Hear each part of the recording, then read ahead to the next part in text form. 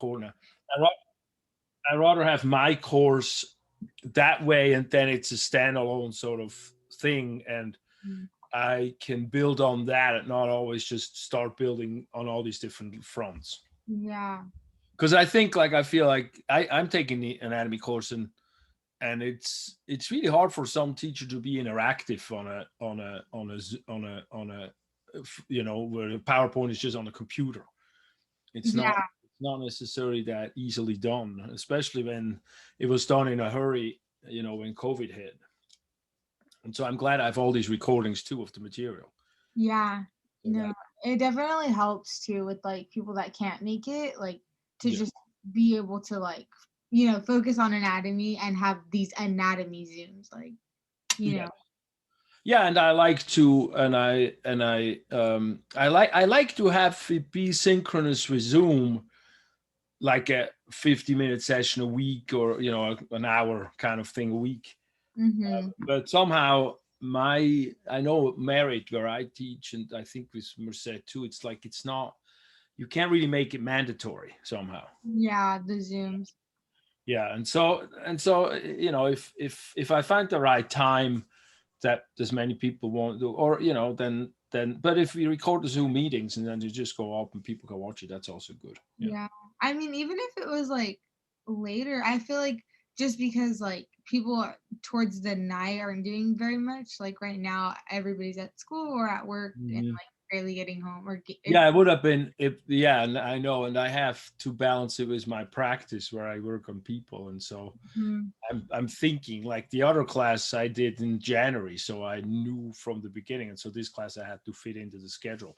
So as we get into the fall, I'm trying to, you know, think of a session that's like at 6 o'clock at night or something. Those are usually pretty well attended. Yeah, the 6 o'clock ones. I bet. I feel like that's like a time everyone's home, you know? Yeah, exactly. And yeah, you know, even if you have to arrange the dinner stuff, but you can do that for, especially if it's not like a 2-hour thing, if it's just an hour. Yeah, exactly. That we have, because it's a condensed semester, are, you know, pretty raucous. They're just long if you have to sit through them. But with that, do you feel like you're learning some things? Yes, I feel like I'm definitely learning a lot. The dissection was super cool. I was a little confused on like how to cut it though, because there's my brother. I think he joined under my little brother on accident, but his name's Anthony. Oh. I was a little confused on how to cut it, because like the video that was posted on the heart. Yeah, the heart. It was already dissected. Like he just showed the parts. How he like cut it. So I feel like that was a little confusing, like having to figure out like how to cut it or where to cut it. But other than that, it was perfect. And well, no, but I'm taking notes because then I can maybe have a picture or something like that, you know. You know, so that's good. But do you feel like it's this class will be boring if we're in a regular semester? No, not at all. I actually enjoy it a lot. Okay. Yeah. So even if it's spread out, it will be okay. It's not. Yeah. Oh yeah, definitely. I feel like it might even help a little more, so it's not so much information. It's a lot, right? Yeah. It's a lot getting lost in the like amount of stuff we're learning. Yeah.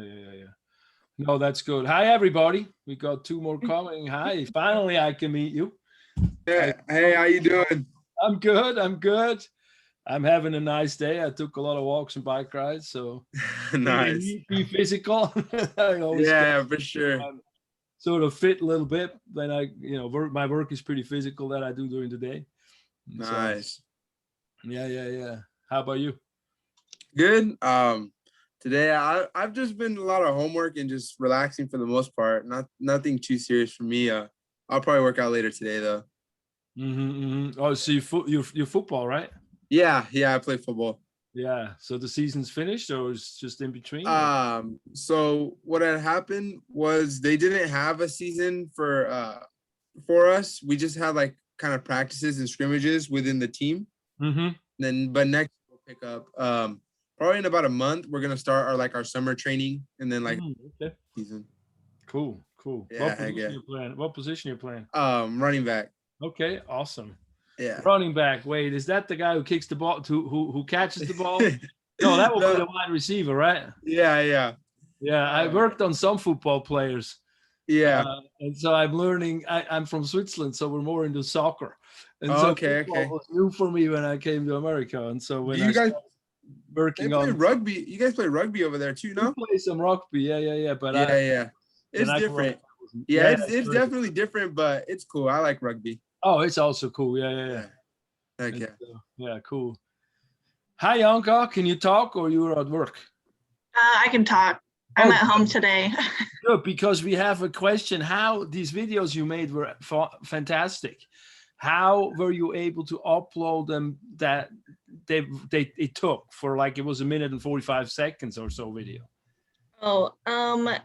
So the heart one was pretty easy, but the sheep brain was kind of hard. I had to do it a different day. I filmed the videos the same day, but I just filmed them on my phone and then I put reply and then I just did like the little paper clip and I just uploaded it that way. That was perfect. But it didn't go. Huh? One day it didn't go. It was too. Yeah. So I don't know if the sheep brain was like longer or something, but it was like compressing the video and it wouldn't upload. So I just went back the next day and I uploaded it, but it just took a while. Okay. But because that was perfect. So you made the videos on your phone and then you attached them, on the wherever the upload is, the reply is. Yeah. Okay, excellent. So hopefully we can have that since it's on the video. We can, people can do that because that was really a good video. Was it a good experience for you?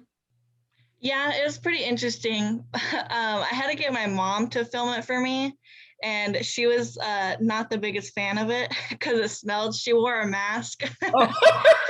But, I tried to do the cow eye, but I think I messed up. So I'm not filming that one because I think I messed up cutting it because I didn't cut off like the connective tissue and stuff. So I don't think I cut it right. Yeah, just take a picture so what you did or whatever, But and then my kit that I got, I didn't get a knife, so I had to use scissors for everything. Did you didn't get a dissection kit? You just No, I did, but it didn't come with the knife. It didn't come with like any like tools at all. It just came with the heart, the brain, the kidney. No, but the dissection kit from Amazon. Yeah, I bought that. Yeah. Okay.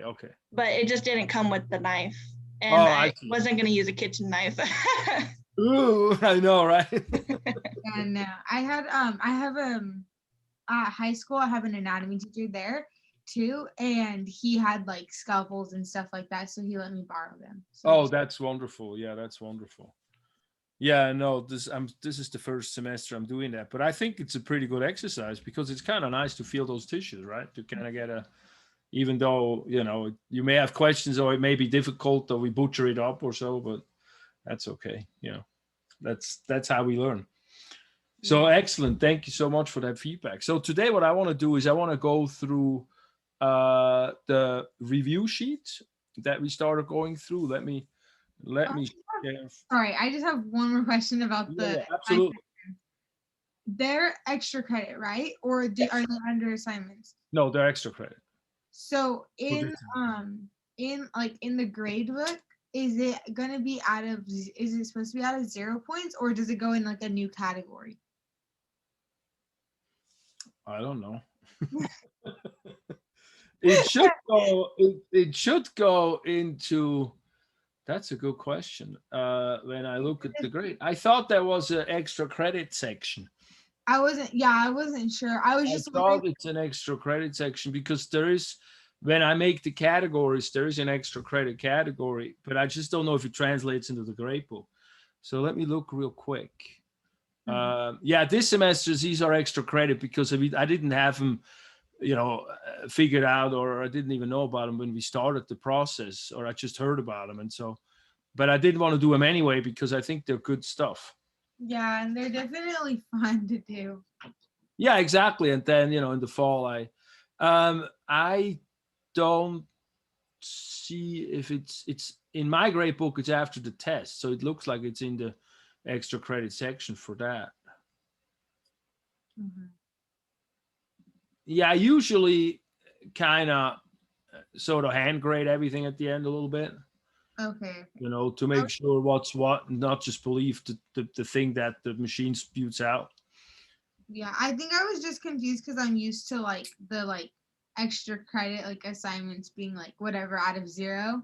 But if it's its own category, then that makes sense. Oh, because it just gives you the 10 points. Yeah. Yeah, I don't know, because in the background, the way I program it, it is programmed like as such that Mhm. it, you know, that it's an extra credit assignment and it's worth 10 points. Yeah. So that's, yeah, I'll go double check, especially once I, you know, get the grading going. Okay. I'll double check everything. Good. Is that it, or there are more comments on that front? That's it for me. Okay. Cool. No, that's totally good. So let's go right into material, because we actually got a whole bunch of stuff to cover, and I trained my mouth. Do you see my PowerPoint? Yeah, we do.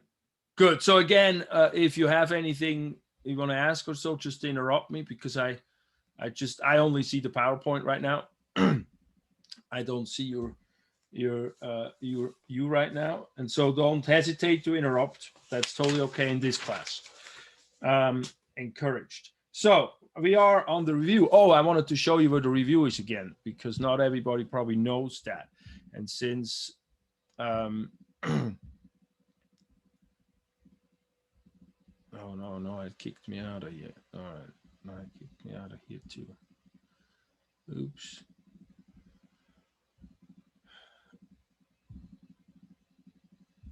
Sorry, I gotta log in real quick. Somehow it got me kicked out of that. There we go. So if you start the course from the dashboard, and then you go to modules and you go all the way down, you guys can see my canvas, right?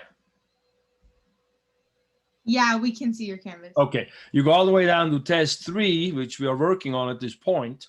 You go to review on test 3, and there you have videos for the term list. So some of you guys, I think it might have helped in the second test, where you had to fill in the anatomy terms. This is the same situation. And then here's the term list again. And then this here is where the review is that I want you to print out, or at least, at least download onto a device or something that you study from this list, because this is the list that I need you to completely understand and be able to apply on the test. And so right now we're going to page number 2, right in here, fundamentals, nervous system, mechanism, neuroanatomy. And then we go into the senses, organs. So we cover this. We're also going to talk a little bit about the brain and the spinal cord, but those are on the anatomy term lists. And so the other thing that you need to have printed out, or you have it with you in the coloring and labeling exercises, is this list here. And this is actually an old one. Uh-oh. I gotta make sure. I thought it changed it automatically. Test term list. I gotta exchange that one. So don't print it out from here yet. Wait till tonight. But then you can find it on here, or you have it in your handouts. And so you have one printed out. All right. From there, let's go then into the PowerPoints and talk about this review sheet. So when we look at the fundamentals of the nervous system, there's a few things that I want to have you understand. Is the one thing is we have a central nervous system and we have a peripheral nervous system. We have a brain and the spinal cord as the central nervous system, and then we have cables that connect the brain and the spinal cord to the body. And so that's something that is important to understand as as a difference, because in the brain and the spinal cord, we make decisions, we integrate information, and in the peripheral nervous system, we basically have cables that connect the central nervous system to the peripheral organs, to all the cells of the body, or pretty much all the cells of the body. When we basically understand how the nervous system functions, the fundamentals is kind of like when we went back to the negative feedback system, where we have a receptor that detects a change in the environment and then sends a sensory impulse to the central nervous system. Here's the spinal cord on this picture, and then integrates the information. So that's an integration center here, where we have these, the blue, the darker, the brownish color is the gray matter, and gray matter is cell bodies and neurons, and so those are decision-making centers. And then as we then go and influence an organ, we have to have a nerve that exits the spinal cord, and that's the efferent nerve, and that goes to an effector. And the effector is always a nerve, a muscle, or a gland. So that's something that helped me a lot when I studied this stuff, is to understand that nerves really communicate with other nerves. A lot of that happens in the brain, with muscles, because we have a lot of muscle in our body to make us move around in the world, and then with glands, and those are, for example, you can think of the adrenal gland is a classic, where the nerve goes to the adrenal gland, and then you get the jitters because you have if something, you get nervous about something, and then that's the adrenaline in the blood system. So that's a gland. The adrenal gland is a gland. And I think, well, we talked about the glands already last week. So that's that. Does that fundamentally make sense? Yeah. Good. I know I sometimes need a little feedback. Thank you. Then the booklet starts talking about electricity. It starts talking how that's ions that go travel around in the electrical wire. It's electrons, and here it's also electrons, but the electrons, the charge is carried via ions inside the body. So that's that electrochemical. They call it the nerve impulse. This leads up to the nerve impulse, and the nerve impulse they call an electrochemical event. And so you have chemicals that move around in the body carrying positive and negative charges, and those are ions. Remember when we talked about this, the chemistry system, we talked about that ionic bond. And when you put ionic bonded molecules in solution, they become ions. They split up, and one has one electron more, that's a negative ion, and then one has one electron less, and that's a positive ion. And so with having ions, we can make charges move around in the body, because we have a physical thing that the charge is attached to. That's the chemical. And so that's what we use in the body to create this electricity thing, this movement of charges around. And then the other thing is we want to understand that opposites attract, and likes repel and opposites attract. So the positive and the negative go finding each other. That's one thing there, but we also want to understand that the chemical is attached to the charge. That's for us actually the most important piece. So let me go to that, because what we do in a nerve impulse, we measure the charge on the inside, right? This is an axon. So this is a part of the nerve that carries a nerve impulse, an action potential. And right on the inside of the axon, of that membrane, the membrane is a boundary that these ions can easily penetrate through. So that's also important. Right on the inside, that polarity, that measuring of charge is negative, comparing it to the outside, which is more positive. And that's when we describe voltage. We describe the electrical charge difference between 2 points. And so that's what we do. And we reference it from the inside's perspective. So we have this electrical charge that gets created by moving sodiums to the outside of the cell, of the axon there, the cell membrane. and to the extracellular fluid, and the potassium go inside to the inside of the cytoplasm.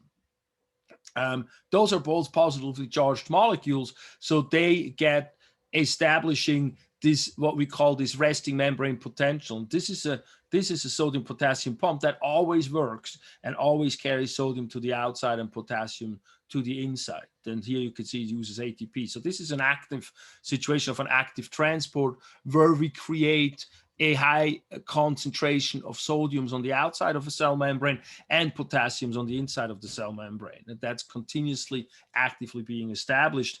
And that in part with other molecules creates an environment where the inside measures a little bit more negative than the outside. And this is by negative 70 millivolts, where that measures a little bit more negative than the inside than the outside. Because a nerve impulse, you could then measure in change of the voltage. That's a nerve impulse. That's when you get a shock in a wire. But who carries that change in the voltage with us is the chemical. And so that's that electrochemical situation. And so when we have a nerve impulse, what we essentially do is we bring sodium that's highly concentrated on the outside of the cell, we bring that to the inside of the cell, and with it, we bring a positive charge with it. And we do that by opening channels, by opening gates that let sodium ions float in. And that's part of how the nerve impulse then gets initiated, because when lots of sodium float into the cell at one place, then what happens is the inside becomes more positive, and it changes that voltage to positive. And we call that depolarization, because when we look at the graph, where's my graph? Uh-oh. There it is. When we look at my graph, no, that's not really it. This is it. When I look at my graph here, you see how all of a sudden the voltage changes. This is voltage. This is negative 70. This measures the inside of the voltage. And then it shoots all the way up to positive 30 because we let all these sodiums into the cell. And that's known as depolarization, because we move away from this polarized state of negative 70 millivolts more towards zero, but then we go a little over that towards zero. And so that's what we call depolarization. And at that point, we're going to have the sodium channels close, and the potassium channels will open. And when the potassium channels open, potassium is much more concentrated on the inside of the cell, as we saw in this slide, where we bring all the potassiums to the inside. K is potassium. And then as we bring the potassium goes to the outside, because what happens with passive transport, right? The chemicals want to be equally distributed. So if there's hardly any on the outside, they're all going to flow to the outside. And that brings that positive charge from the inside of the cell back to the outside of the cell. And when we measure the voltage will drop back down to negative 70 millivolts. And we call that process repolarization. So we have depolarization, and then we have repolarization. And the potassium channels are probably a little close, a little slow, and so we have a little undershoot, and so that's called hyperpolarization, that little thing. And then as the sodium potassium pump does its work, it reestablishes the chemical gradient, the chemical mess up of now we have all these sodiums on the inside of the cell and the potassiums on the outside of the cell, and we got to make that change again, that we have all the sodiums on the outside and the potassiums on the inside, and we can then have the next nerve impulse again. And so that's then known as a refractory period that takes time to reestablish the chemical environment. And so that's basically what we have when we describe a nerve impulse, an action potential. Do you guys, does that make some sense when I talk about it like that? Yeah. Yeah. Okay. Is that helpful to talk about it like that? Yeah, I would say so. Okay.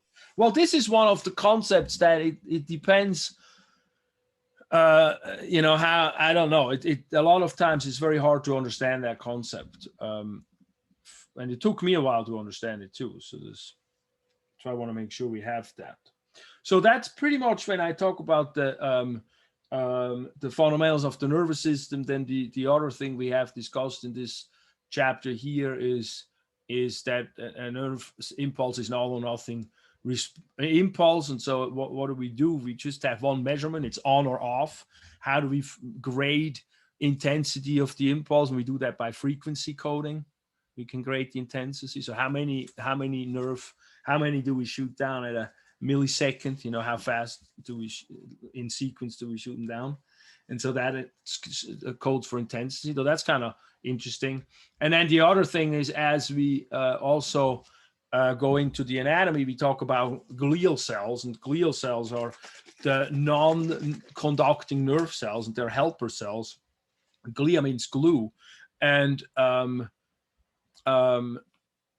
means glue, and one of those glial cells, this here is an axon. This is one of those cables that a lot of what we have in the peripheral nervous system, and the glial cells, one of them is a fatty thing that wraps around this long cable, this axon. It's known as the Schwann cell who does that, and it's the coating itself is known as the myelin sheath.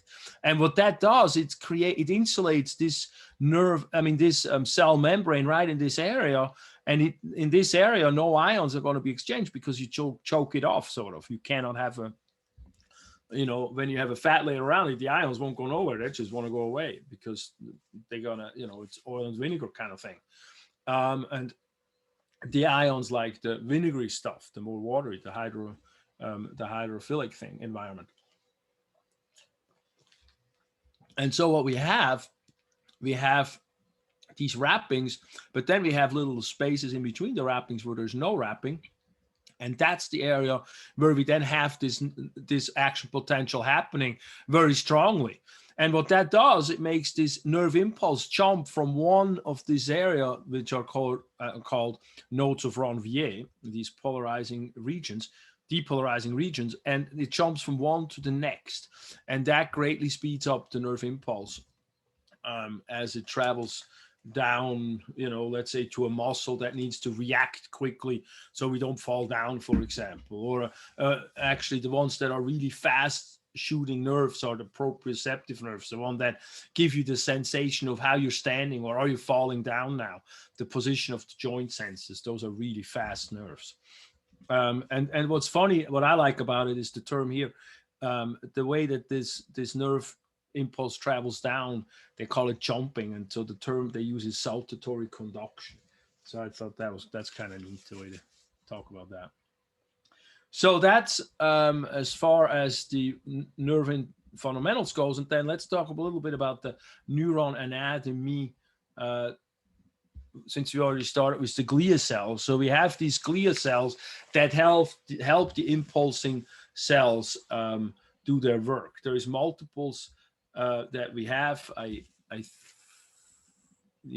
kind of list what they do. They replace nerve cells lost through disease. They also help the defense system. They insulate nerve fibers. We talked about that just now. And they also supply the neurons with nutrients and physical support, that was the defense system. And so the neuronutrients is right here. They're called different names. They're microglia, they're Schwann cells, the oligodendrocytes. But what I really want you to know is the functionality of it. I think that's most important for this part of the course. And then we have, of course, the nerve cells, the neurons themselves that are responsible to receive stimuli and process them and conduct them down to the next neuron, to the gland, or to the muscle. And when we then look at a neuron setup, we look at dendrites. Those are receiving ends. Those are branches that come out of a body, a cell body, which is known as the soma or the perikaryon here, or cell body. But these are all names that books or different instructors use. And that's the metabolic center. That's where everything happens. That's like a regular cell. Whatever happens in a cell happens. You make the chemicals that then are neurotransmitters up here, and then you relay them down the axon, which is that last part, all the way down to the axon terminals, which is the end portions of a nerve ending, where then the impulse gets sent to the next recipient. Again, that's a muscle, a gland, or an other nerve. And so this last portion here is known as the axon, and that's just where the nerve impulse travels.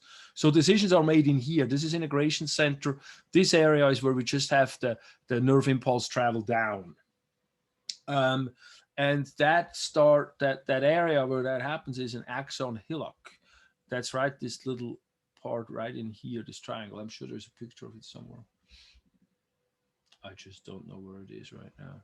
But it's right here, this little pyramid-y looking structure. This is where the nerve says, let's fire or let's not fire. What happens up in here is we receive impulses. So a lot of times what happens, for example, is all these tentacles are attached to other neurons, and the other neurons talk to this neuron and say like, hey, let's fire, or say, no, let's not fire. So you either have stimulatory impulses coming in or excited to, or inhibitory impulses. And then whatever happens, and this is all done with positives and negatives kind of stuff. And so it's like wave patterns. So you could think of them as like ripple waves that go down towards this axon hillock. And whatever then the majority sort of voices says right here at the axon hillock is where the decision is made. Are we going to fire or are we not going to fire? And so that's where that kind of, and that's kind of how that stuff works. And then once the nerve impulse fires down, at the end of it, at the axon terminal, we have chemicals. And so the nerve impulse goes all the way to the axon terminal, the end of the axon, and there it tells the chemicals to get released into the space. And that's where we talk then about the synapse from the and that's on that list that I need you to know, right? From the presynaptic membrane right in here, this is the axon terminal, also known there as the synaptic knob. And they get released, these chemicals, and then they have to swim over a gap. There is a physical gap, and then with fluid in it. And at the other end, we have a receptor site. And so that's then the postsynaptic membrane where these chemicals attach to the receptor site. And then it's the receptor's job to decide what happens with that. And so, for example, the acetylcholine is one of these neurotransmitters that go to muscle. And when they get released onto the muscle, the message that gets relayed from the receptors is, release calcium down so we can have a muscle contraction out of the SR, so we can have a muscle contraction. But it is dependent on the receptor of what happens.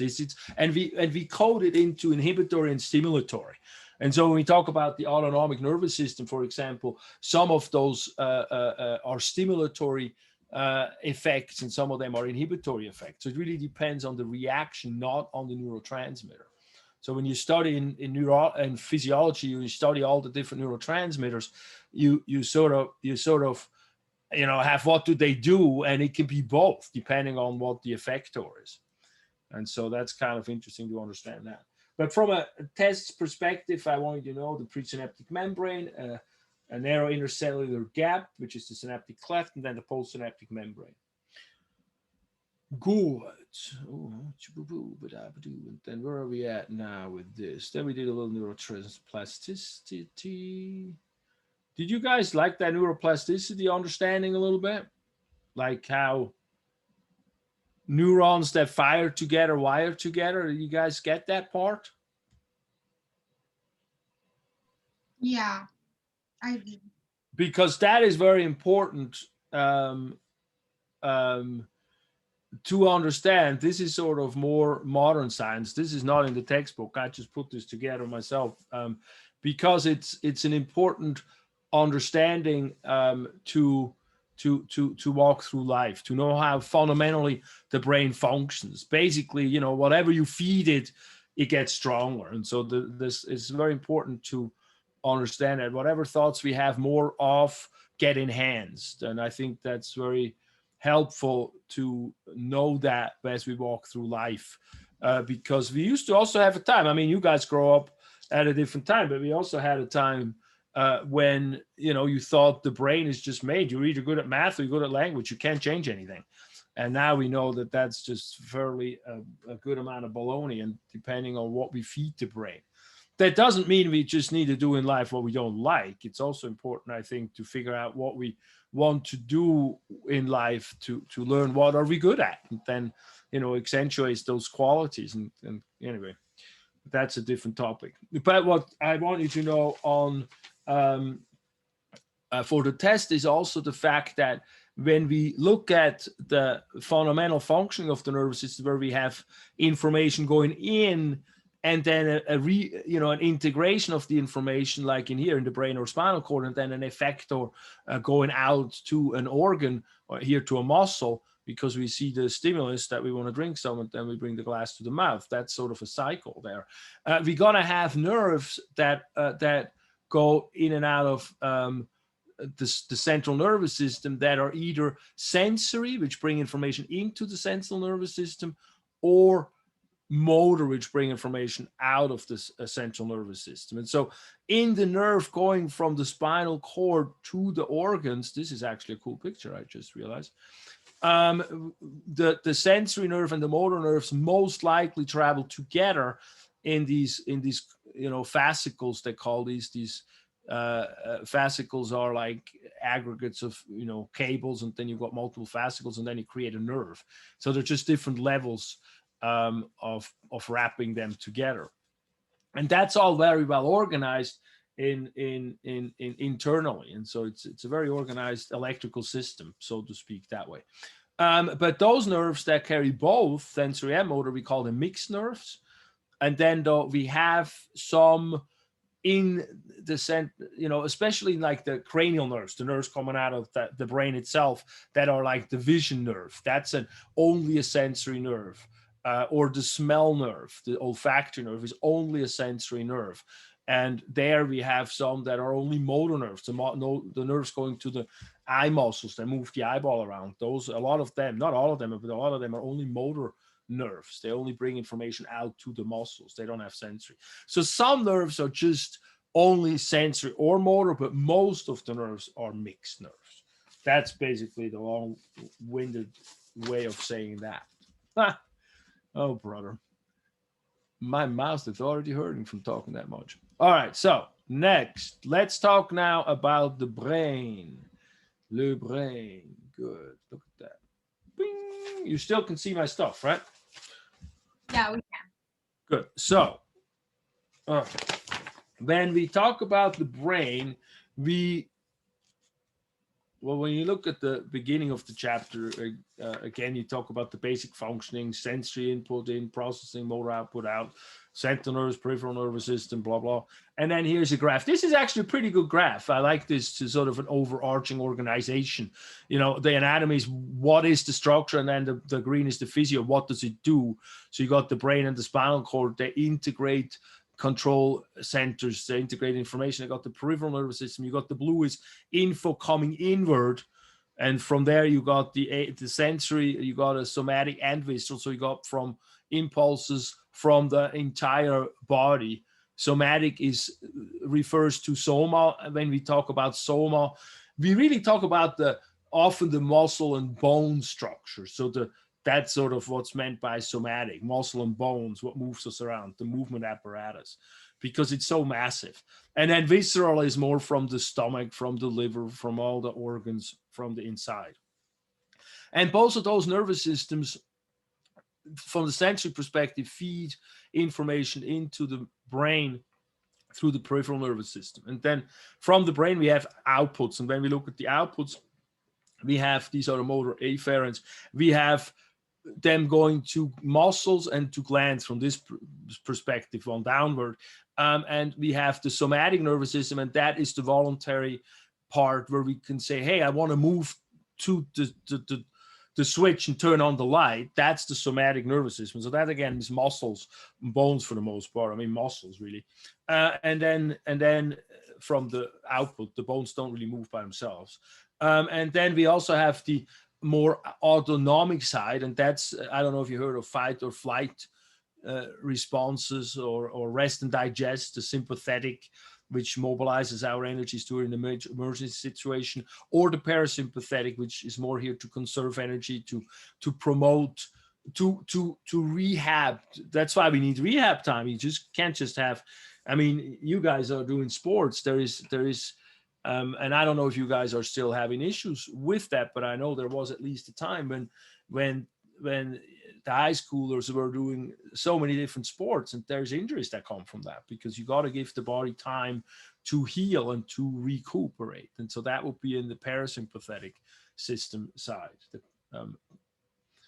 It's not just conserving energy, it's also making your energy reserve be filled up and making the tissues heal up and all of that stuff. So that's all motor. And so we don't talk too much about the autonomic nervous system. That's just a sort of a touch on. There is a fair amount of cabling, electricity going on with that, but we can look that up. It just becomes really massive information overload, I feel. But we do talk a bunch about the somatic nervous system. Quick question. Yes, please. Is there like any, I know this is kind of totally random, but is there any like explanation for like deja vu, like for the brain, like feeling like you are seeing like situations you've seen before? Yeah, I have to look that up, but I mean, it's gonna have to do with the memory part, right? Right. Somewhere. It's gonna have to be able to look, the brain looks into let's say visual memories on events, and I think it's somewhere a congruency that must come out of that, if it happened or if it didn't happen. Yeah. It's because we're, a lot of how the brain works is in patterning. And so, you see, like you see a face and you recognize a face. That's like, how is the face structured? What is, it's like you think of a computer, kind of how the data is stored in those things. So I think a deja vu is probably at the end, somewhere in the line, if we look it up, somewhere in the line of a matching situation thing. Okay. Yeah. But what do you think about reincarnation? What I think about reincarnation personally? Well, personally and professionally, I can't really speak for that, but personally, that's I'm very interested in those discussions and those topics. I mean, I started, I'm a New Age kid. I grew up in the 80s, and so that was a big deal, those kind of things. And I was in that New Age echelon and learned about crystal healing and all that. And so it came sort of naturally with it, also with philosophy in school. I had very interesting philosophy teacher. And so I think, I definitely think it's intellectually speaking, the brain wants a story, right? And so it depends on the storyline. If we can make the storyline okay, we are okay, because the brain is the thing that freaks out or doesn't freak out or has joy or whatever it is. And so, we can't just kick it and bounce it on the floor and beat it up and think it's not going to have trauma. We have to be very delicate. It's a very, very delicate structure, but it's also a structure that needs supervision. A brain is like a baby. If you let it loose, it kind of goes haywire. Yeah? So you've got to be a little, meditation is really, really helpful with those kind of things. But the brain needs a story, and then I get very fast into reincarnation, just even from that perspective, because the storyline is pretty cool, and I like a cool storyline, because I think it set me up for life to feel like I want to be serving people, and not just look out for only myself and run everything into the ground because whatever, nothing after me, kind of thing. It helped me a lot with thinking about how I treat the world, how I treat other people, and what I want to do with my life personally. And so I think even from that intellectual perspective, I really like the concept of reincarnation. Is it physically happening or not? I have no idea. I can't tell you that. What do you think of that? Uh-oh, did I lose everybody? No. No, I think I'm just processing. Yeah, but does that kind of make sense, or is that a little too much? No, it makes sense for sure. I mean, it's like, if you you know, if you really want to be integrated in the world, you know, what does that mean? You know, I think that's often the question, is like, how much is it serving other people? How much is it just looking for after myself and running, you know, a hedge fund business into the ground, or, you know, do whatever some people do? What is it really, you know? And I think then these kind of discussions come up, and I do believe my personal brain is happiest when I feed it a decent story, not crap, not something that's not, that I can't say is true for me, but something like reincarnation, where we really don't have an ability to explain it scientifically. Or I found, I mean, when you know, you have certain things that people that have near-death experiences, they come back and they can talk about things, and so there's definitely certain things we can sort of understand, and feeding out of those. I really liked the sense of reincarnation from that storyline for myself. Yeah. Anyway, that makes sense. Yeah. We got a little off track, but yeah. I know. What do you think, Yonko? No, these are good questions. Sometimes we got to do that a little bit. Come on, you know, it's too. I was just asking because it's been a while, but I watched a video about this parent that had this little boy that remembered this like whole life in like Switzerland or something, or somewhere out of the US. Mm-hmm. And like the parents like took him there, and he remembered everything like about the house and could name people, but as he got older he didn't remember that anymore. So I just thought it was interesting that he could remember details like that at such a young age. No, and you have, if you actually go digging, you have a lot of those kind of accounts, and also stuff that you really go like, how the world is this even possible? You know, and so I think that, you know, we definitely have accounts. It's definitely not something that we should just, and you know, and it's also a very personal religious question, because I believe like the Christian story is as enticing to me to understand the world as well, right? If I really apply it in a sensible way, it becomes all of that. But I think they are definitely, there's definitely what I've learned is that there's definitely more than there is to the naked eye. I mean, and I've learned that professionally. I work with muscles, and I have a technique that I've learned from this guy who worked with the Broncos and the Utah Jazz for a long time, from Utah, and we with pressing on different parts of the head and on the chest, and all kind of working the muscle, you can turn the muscle back on, that it works again after it didn't work again. And it's like, it's absolutely incredibly phenomenal, because I've been able to work on Raider player, or right now I've got a Giants guy that I can work on, but it's like voodoo stuff. It's like, how is that medically explainable? And it's not, but it works, and it's in the proof is in the pudding. I mean, the guy who told me to go do that and learn that technique played NFL football for 17 years without missing a single game as a linebacker, you know, and won 4 Super Bowls. And but you can't explain it medically. You cannot explain it. And so I think probably the takeaway point to some things like that, that there's more to what we can see. So anyway, I keep getting off track today, so let me keep focusing here.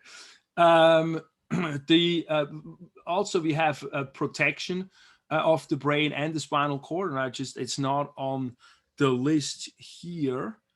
It might be on a next list possibly, because these are important structures, and these are the protections of the brain and the spinal cord. And we have 3 layers. We have a dura mater, an arachnoid mater, a pia mater, and cerebral spinal fluid in what's known as the subarachnoid space, right in here. And this gives us a layer which makes the brain weightless. So the brain cannot stand gravity. It's too soft. These nerves need to grow. When you study, and it hurts a little bit to study, you know your nerves are growing. I mean, literally growing at the axons. And so that's a medium that needs to be very soft to work with. And then, so we have that film of water that makes it weightless. And we also have these spidery looking septa that go from the arachnoid mater down to the brain, the top of the brain, which is where the pia mater is. And they're like springs. They give it a little springy thing, and so those are very helpful to create this shock absorption kind of environment, also not just not collapsing on the gravity. And what we have found with concussions, what's the dangerous part really, is that the brain gets pulled off of some of these protections areas, and then that's where we get damage in the brain cells. And so that's why we have to be very careful. I'm speaking to the football players about that. And if you ever have anything happen that gives you a little grief in the head, give me a call, because I want to make sure you know, sometimes concussions are one of the things that medicine is still difficult for us to kind of really understand what to do sometimes with. But hopefully that doesn't happen. So then from there, we kind of move into a little bit of the development of the brain. And as we kind of, when we develop, it's kind of like we are a leaf. And then we have part of if you look at the leaf, you got a stem going on the inside up. And that's sort of the neural tube, or the neural plate first, and then it becomes the neural tube, which then, as we look, when the brain develops, gets blown up and has little, you know, vesicles, the elongation, the bigger it gets bigger, and those then become the forebrain, the midbrain, and the hindbrain, or the cerebrum, the diencephalon, and then the brain, midbrain, diencephalon, midbrain, and then the brain stem down in here, and then at the bottom, of course, the spinal cord, and that's still just around 2, basically. So that's how that is created or made. And when we look at the cerebrum, which is where we go into next, we have gray matter, which are cell bodies, which are lining the outside shell of that cerebrum, the wiggly part of the brain, so to speak. When you see a brain laying in a gutter, that's what you recognize.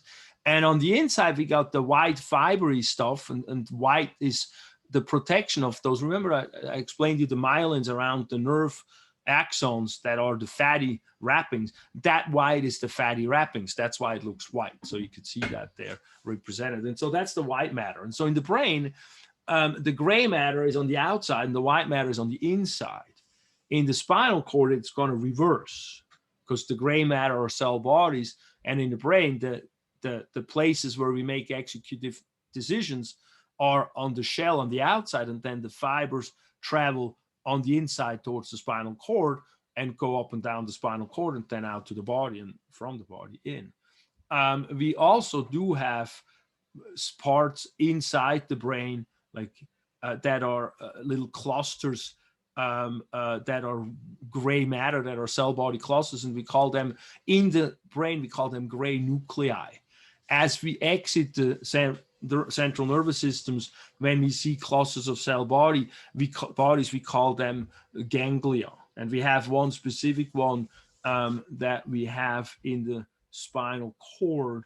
As we look at the spinal cord here as a cross section, and that's that dorsal root ganglia, where all the cell bodies from sensory nerves that bring information into the spinal cord, they are all located in there. And the axons go past the way, then go into the spinal cord.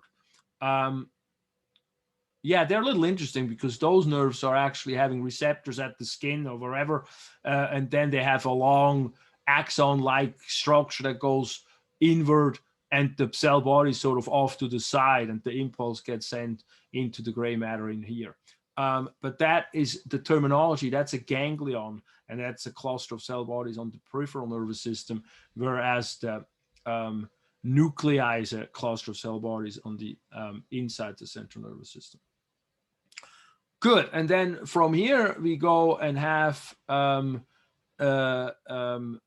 these different fibers. This is actually a really cool picture. These are all the fibers that go around in the brain, and we have a lot going up and down, and then a lot inside the different brain hemispheres. And then we have these ones that go from right hemisphere to the left hemisphere. So when you look at the brain, and now we're on the term list, we have a right hemisphere here and the left hemisphere here, or 2 hemispheres.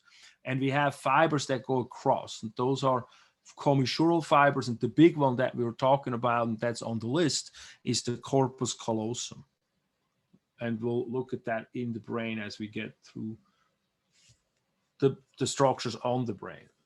Blah, blah, blah. And then, of course, right, left hemispheres. We don't need to talk about that. And then, look, this is where we go next. This is all the different lobes. So now we're looking at the cerebrum. And when we look at the cerebrum, we have 5 different lobes. We have a frontal lobe, and that's right behind the frontal bone. So that was good to learn the frontal bone. We have a parietal lobe, and that's right by the parietal bone. We have an occipital lobe, and that's right by the occipital bone. And then we have the temporal bone lobe, and the temporal lobe is pulled down here. It's where the ear is. On this, you see it right here, it's bluish. It's behind the ear, it's the temporal lobe. And the reason why it's pulled down here is because underneath it, we have another lobe, and that's known as the insula, the insular lobe. And that we don't have a bone for that because it's deep inside, so there was no bone over it. But these are kind of like the skull plates that we have. And then from there, we talk a little bit about the functionality of these lobes. And so as I go,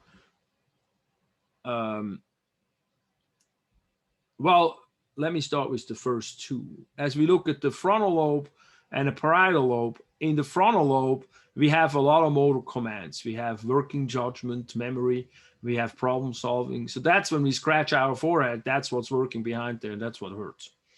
And then we have the parietal lobe. And the parietal lobe is the primary sensory lobe for things like temperature, pain, touch, and yeah, pain. And that brings us the world from the outside in, so the effectiveness, we can feel the world that way. And so we got these two lobes that kind of work together a little bit. So we get info coming in, and then we get, well, they all work together, but we can explain how lobes work sort of on those two.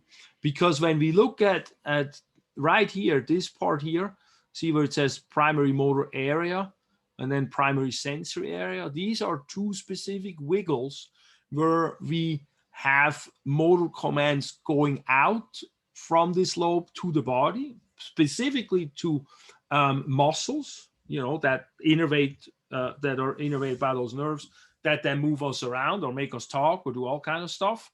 And then we have the same situation happen here as in the primary sensory areas. And this is a wiggle where we receive the informations about what we just talked with: pain, sensation, touch, temperature from the whole body, from the outside, and how that we then feel the outside world.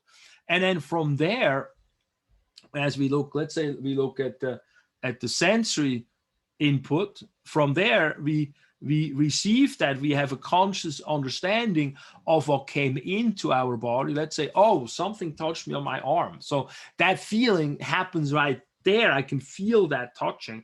And then it goes towards what we call the association areas. And that's where we then have processing of that stimulus. And like, what does that mean? Oh, that was a soft touch, or that was a slap, that hurts, that kind of information. Or it's warm. Why is the shower so warm when, you know, when I left it at the same temperature last night? Well, because we make it warmer and warmer, kind of thing. That's all then in this area.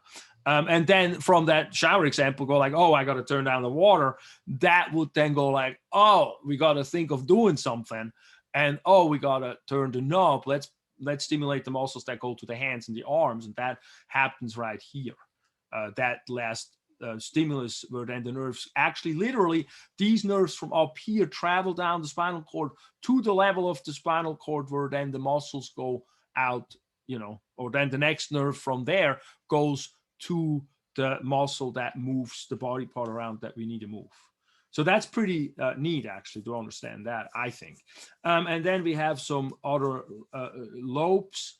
Well, actually, one more thing is here.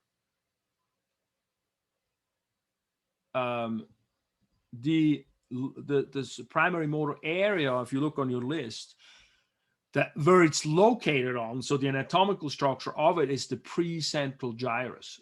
And what happens is in the body, when I look at this, we have these wiggles.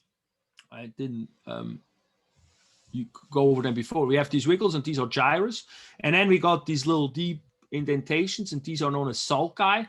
And then we got this deep thing that goes all the way down. These are known as a fissure. So we got a few fissures.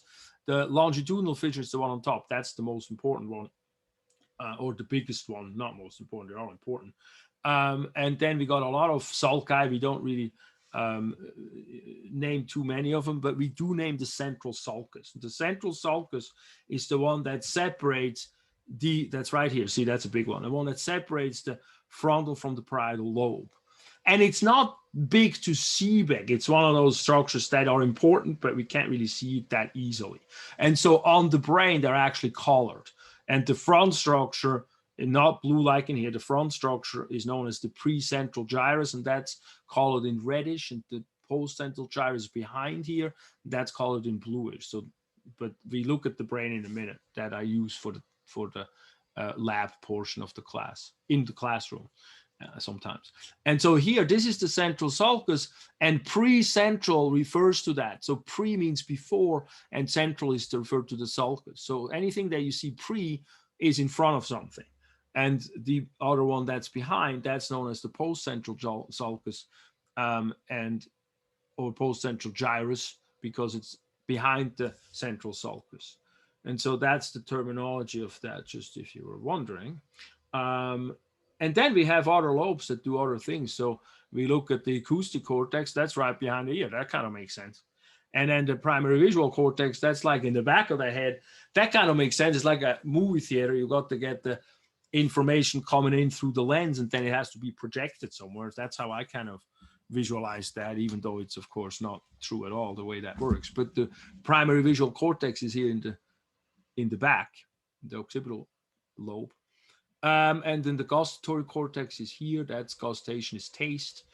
And we also have vestibular cortex. That's here. That's balance. Olfactory is right in here. That's very close to a brain structure called the limbic system. That's the emotional brain. I don't think we have any terms for that because it's more of a functional structure. Good. I think that's good enough for that. The insula has to do with conscious awareness of balance and emotional linkages. We don't have to go too much into the physio on that. And then we have, let me now go, that's the limbic system. I talked about the limbic system a little bit, about the fight or flight kind of stuff and the hippocampus and the learning. I think that's sort of neuroplasticity. There's really cool stuff. But I'm not putting things on the test for it, all these gyri and so forth. Where I'm going with that after the discussion of the limbic system is I'm going to the diencephalon. So I'm going to go deeper into the brain. And the big structure there that we talk about a lot is the thalamus.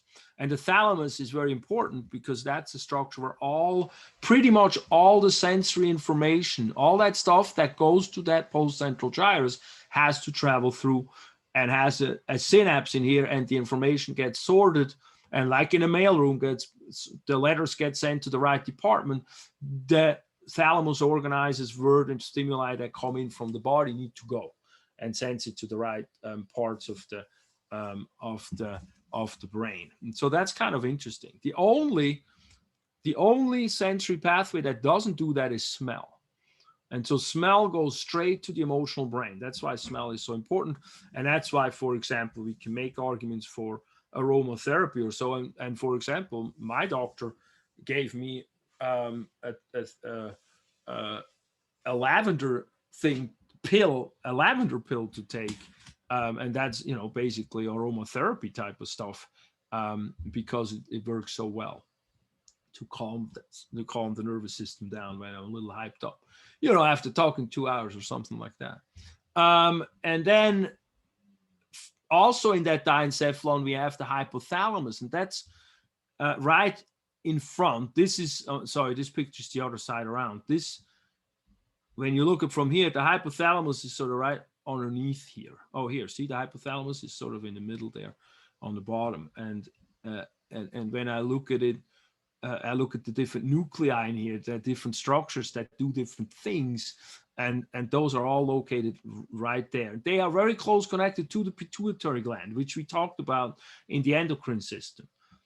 But the hypothalamus does many functions and does a lot of things that connect the body to the emotional, to the brain to the body, sort of. This is where we have the autonomic nervous system work together with the brain. And so this is where we talk about, always being stressed out can make your heart go high blood pressure, you can get high blood pressure and stuff like that. This is where that connection comes from, or this is where the connection of how we explain mindfulness practice and so forth to help with a lot of the sympathetic overload in our system.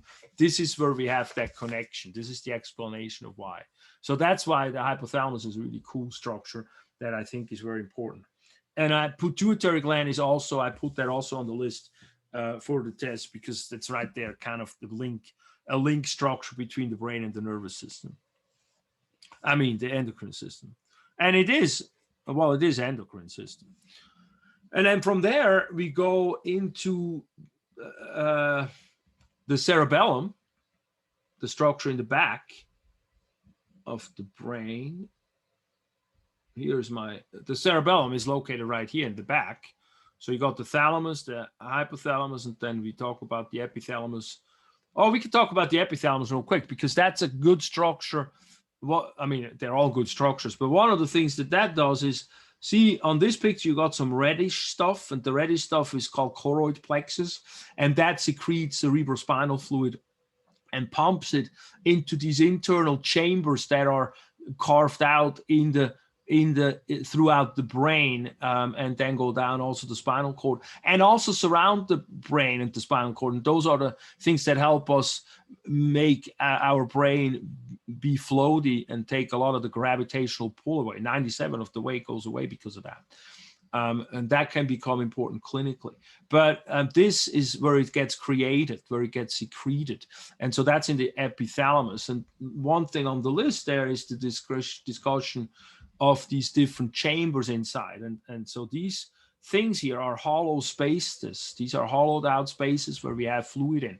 We have one on the left, one on the right. These are called the lateral ventricles. And then in between the thalami, we come together in the third ventricle. And then in front of the cerebellum, we have the fourth ventricle. And between the third and the fourth, we have the cerebral aqueduct.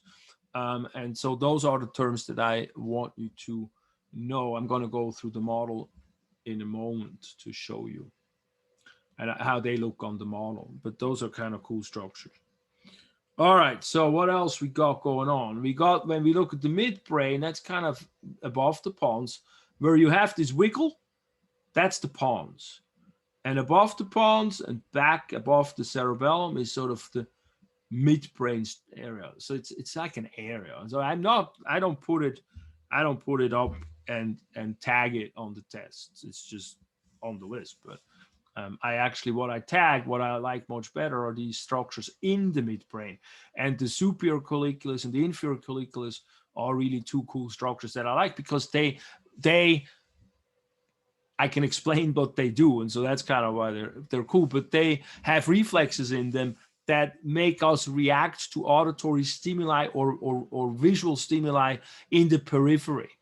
Well, the visual are in the periphery. So if you hear something bzzz on the side, like some nasty bug or something near your ear, you look at it or you slap it. But you also the reflex is that the brain wants to look at the auditory stimuli, and that execution happens in the inferior colliculus, that we get that auditory stimuli and the brain wants to move it, and it sends impulses to the muscles that move that move the head.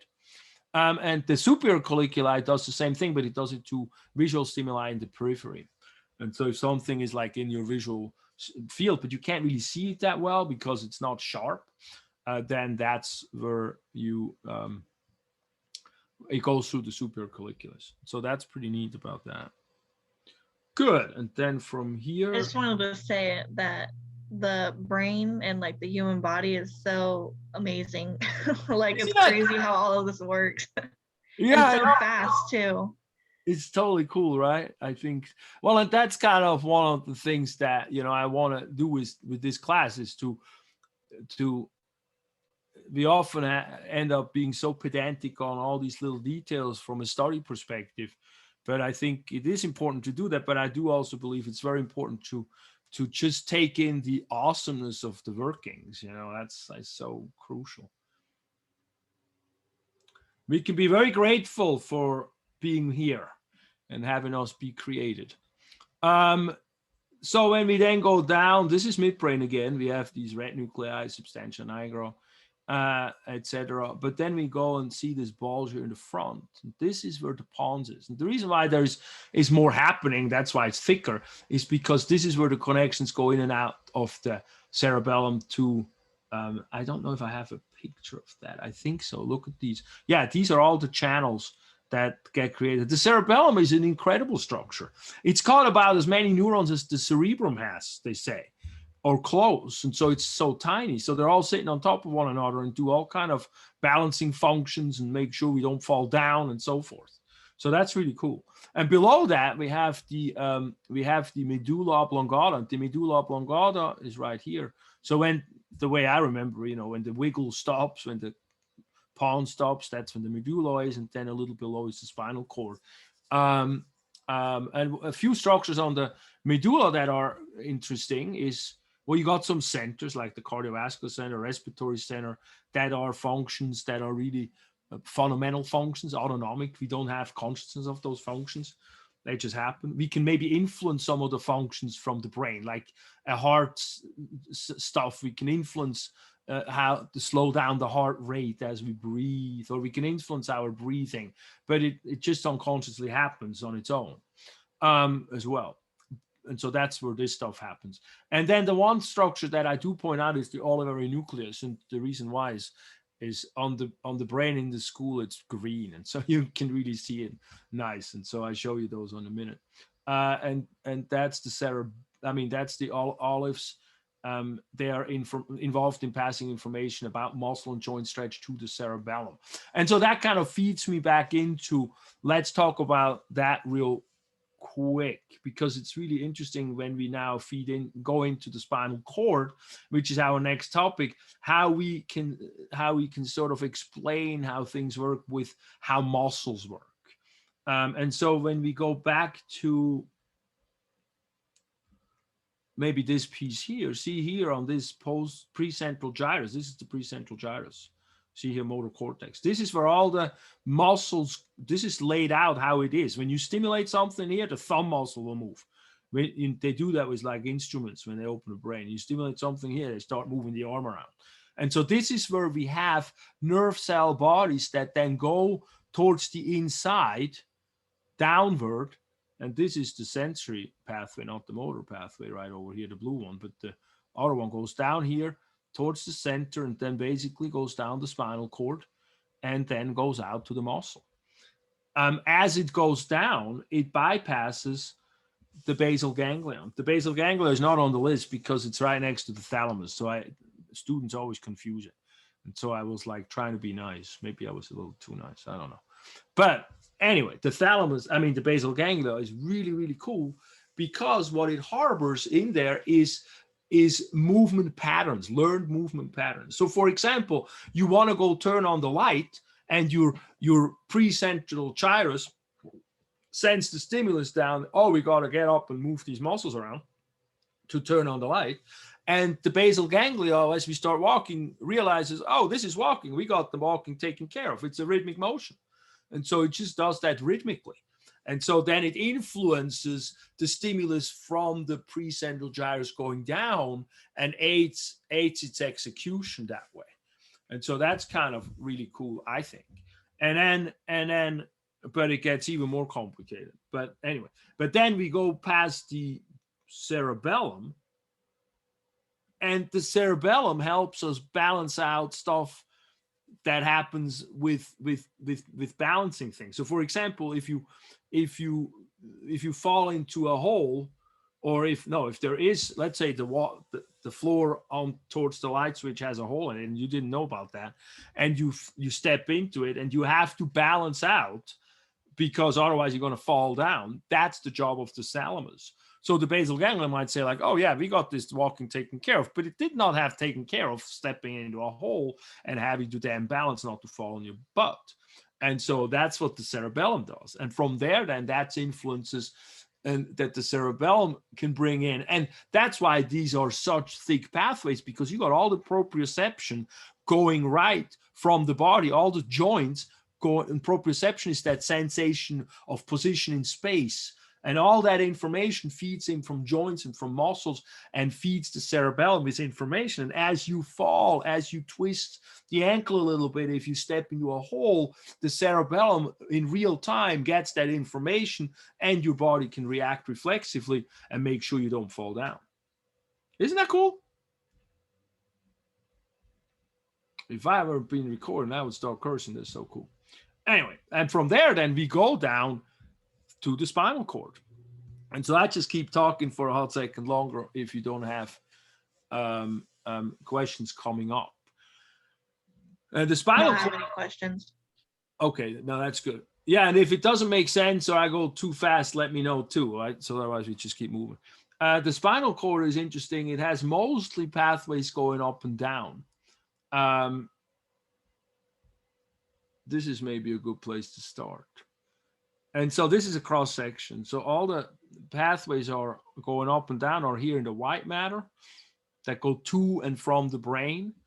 And then this here is the gray matter, and that's sort of where the cell bodies is. And this is where we have reflexes. If you have, very often actually, as I just explained to you how the muscles are talked to by the nerves and go, oh, you know what, I forgot. Hold on. I forgot a couple of things.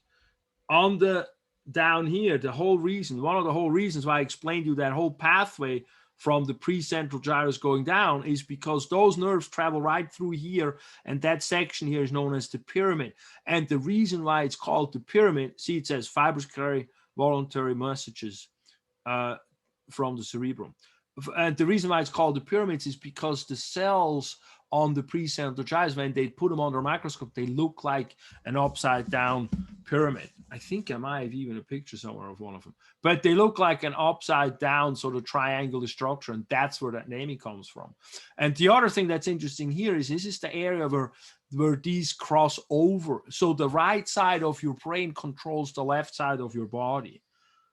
And also most of the left side of your body, what you feel is represented in the brain in the right brain. And so it crosses over those stimuli. So that brings me there onto the spinal cord more. And so these are these pathways going up and down.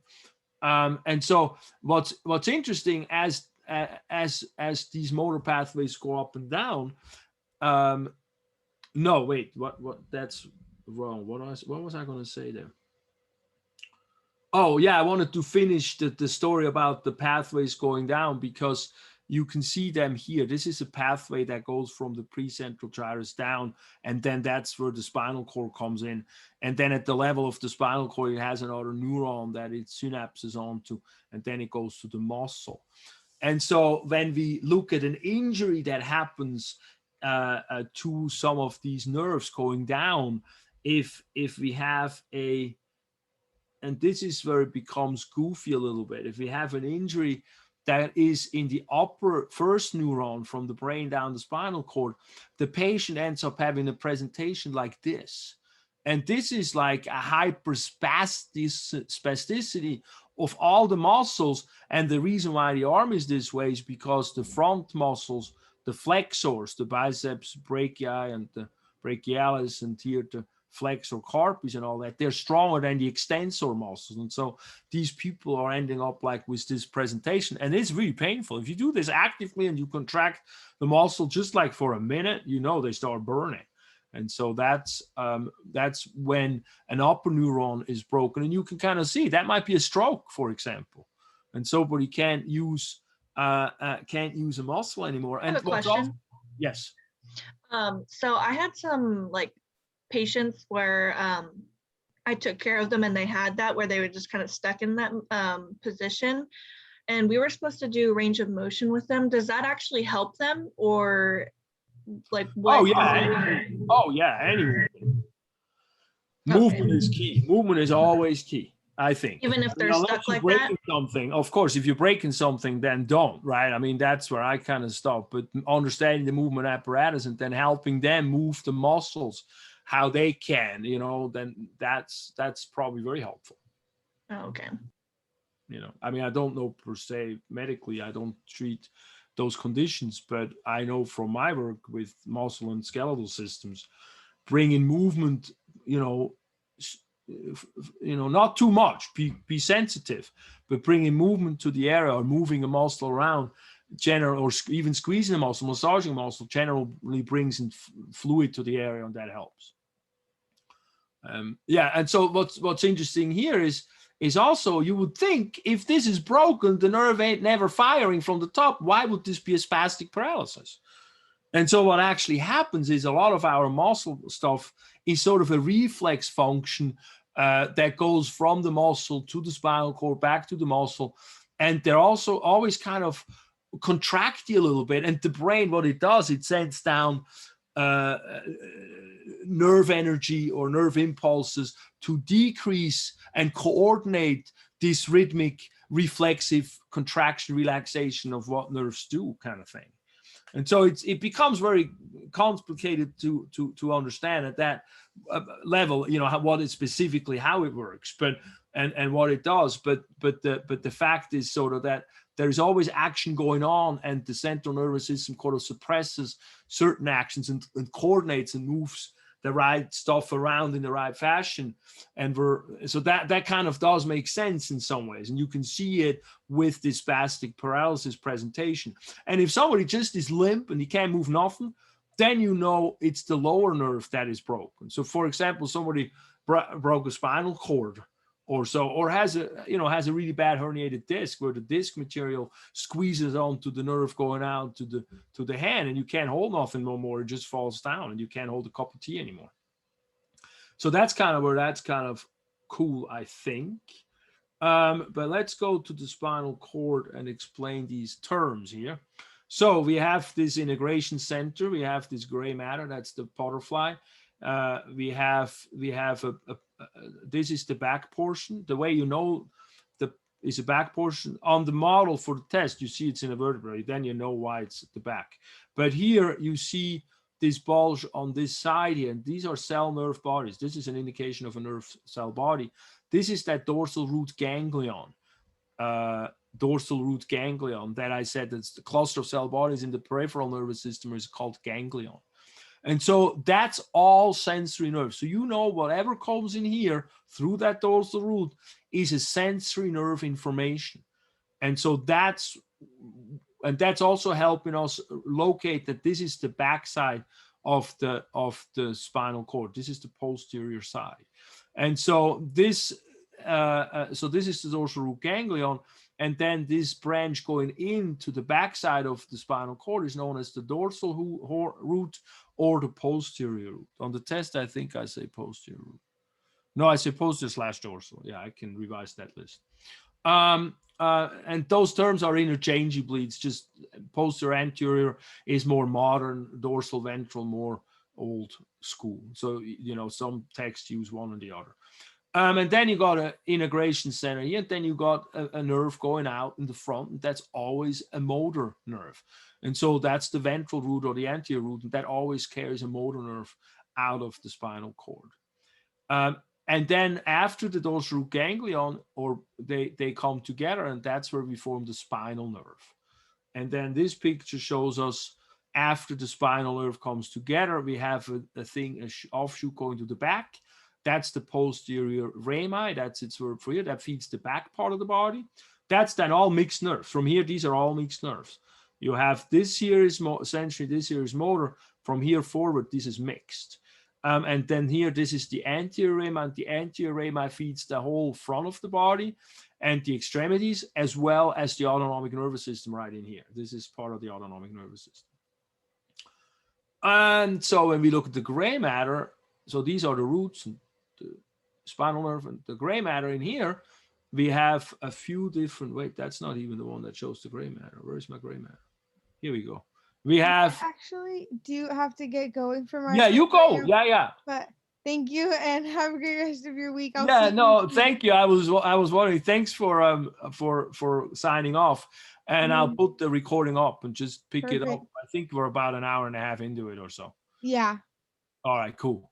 All right. Have a Thank great you week. so much. Thank you. Yeah, you too, and good luck. See you next Thank week. you. Bye. Bye. And so the posterior horn here, or the dorsal horn, either terminology, since it's where the dorsal root ganglion is, where the sensations come in, has always sensory information in it, sensory nucleus. They separate between the somatic and the visceral. The visceral is from the visceral organ part of the body, and the somatic is from the muscles and the bones. And so that's in the dorsal root, or the dorsal horn, sorry. And then in the front, we have the ventral or anterior horn, and that's where we have all the motor stuff in it. And that's that has nuclei that feed. Actually, this is where we have the neuron that comes down from the pre-central gyrus, synapses right here in the anterior horn, from the upper to the lower motor neuron. And then it comes out as the lower motor neuron. And then we got a little bulge on the side, and that's the lateral horn. And the lateral horn has nuclei and reflex centers, so to speak, then in there. When you say nuclei for this, it's really a lot of reflex centers is what those actually are. And those are part of the autonomic nervous system, what is in here. So it's also an efferent, a motor kind of a going out nervous system, but it organizes the body. It helps the body get ready for emergency situations and so forth. So that's that sympathetic and parasympathetic component to it. All right, so that's there. Let's go. When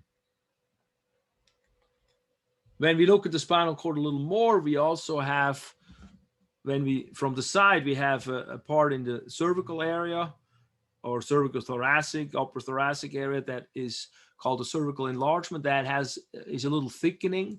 We got one down here in the lumbar spine too, and those carry nerves that go into extremities, to the arms and the legs. And so there is more activity here. That's why those are a little bit larger. And then as the as the cord comes to a tip, it actually does that around L1, L2. It doesn't go all the way down to the coccyx. And that's because nervous tissue doesn't grow as much as skeletal tissue as we grow up. And so the tip here is known as the conus medullaris, that feeds into a cone. So that's tip shape. And then from there, we have spinal nerves that go down and still go out into the holes that the skeletal system provides for those nerves. And so that gets to look like a horse's tail. And so they call it the cauda equina. And what we don't see on here really is there is a little pia mater, a little bit of that wrapping of the spinal cord and the brain that goes from the tip of the cord down and anchors into the coccyx, and we call that the filum terminale. It's more shiny when it's in real tissue, so it's kind of interesting how it actually does stand out when it's in real tissue. All right, so what else we got for this chapter? I think we're pretty good with that. Do you guys get a pretty decent understanding of the stuff? Yeah. Then here I had a slide on cranial nerves. I'm not making you study all these cranial nerves, but I think this picture and this picture gets you very far in understanding the cranial nerves, where it just says what it does. And so it's just basically cranial nerves or spinal nerves that come out of the brain. And mostly that is the brain stem. Let's still go forward and talk about, you know what? I might not have that open. I might not have that.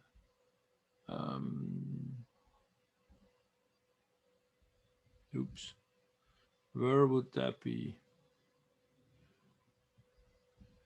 Sorry, you're still seeing PowerPoint, right? Yeah. Okay, let me. Yeah.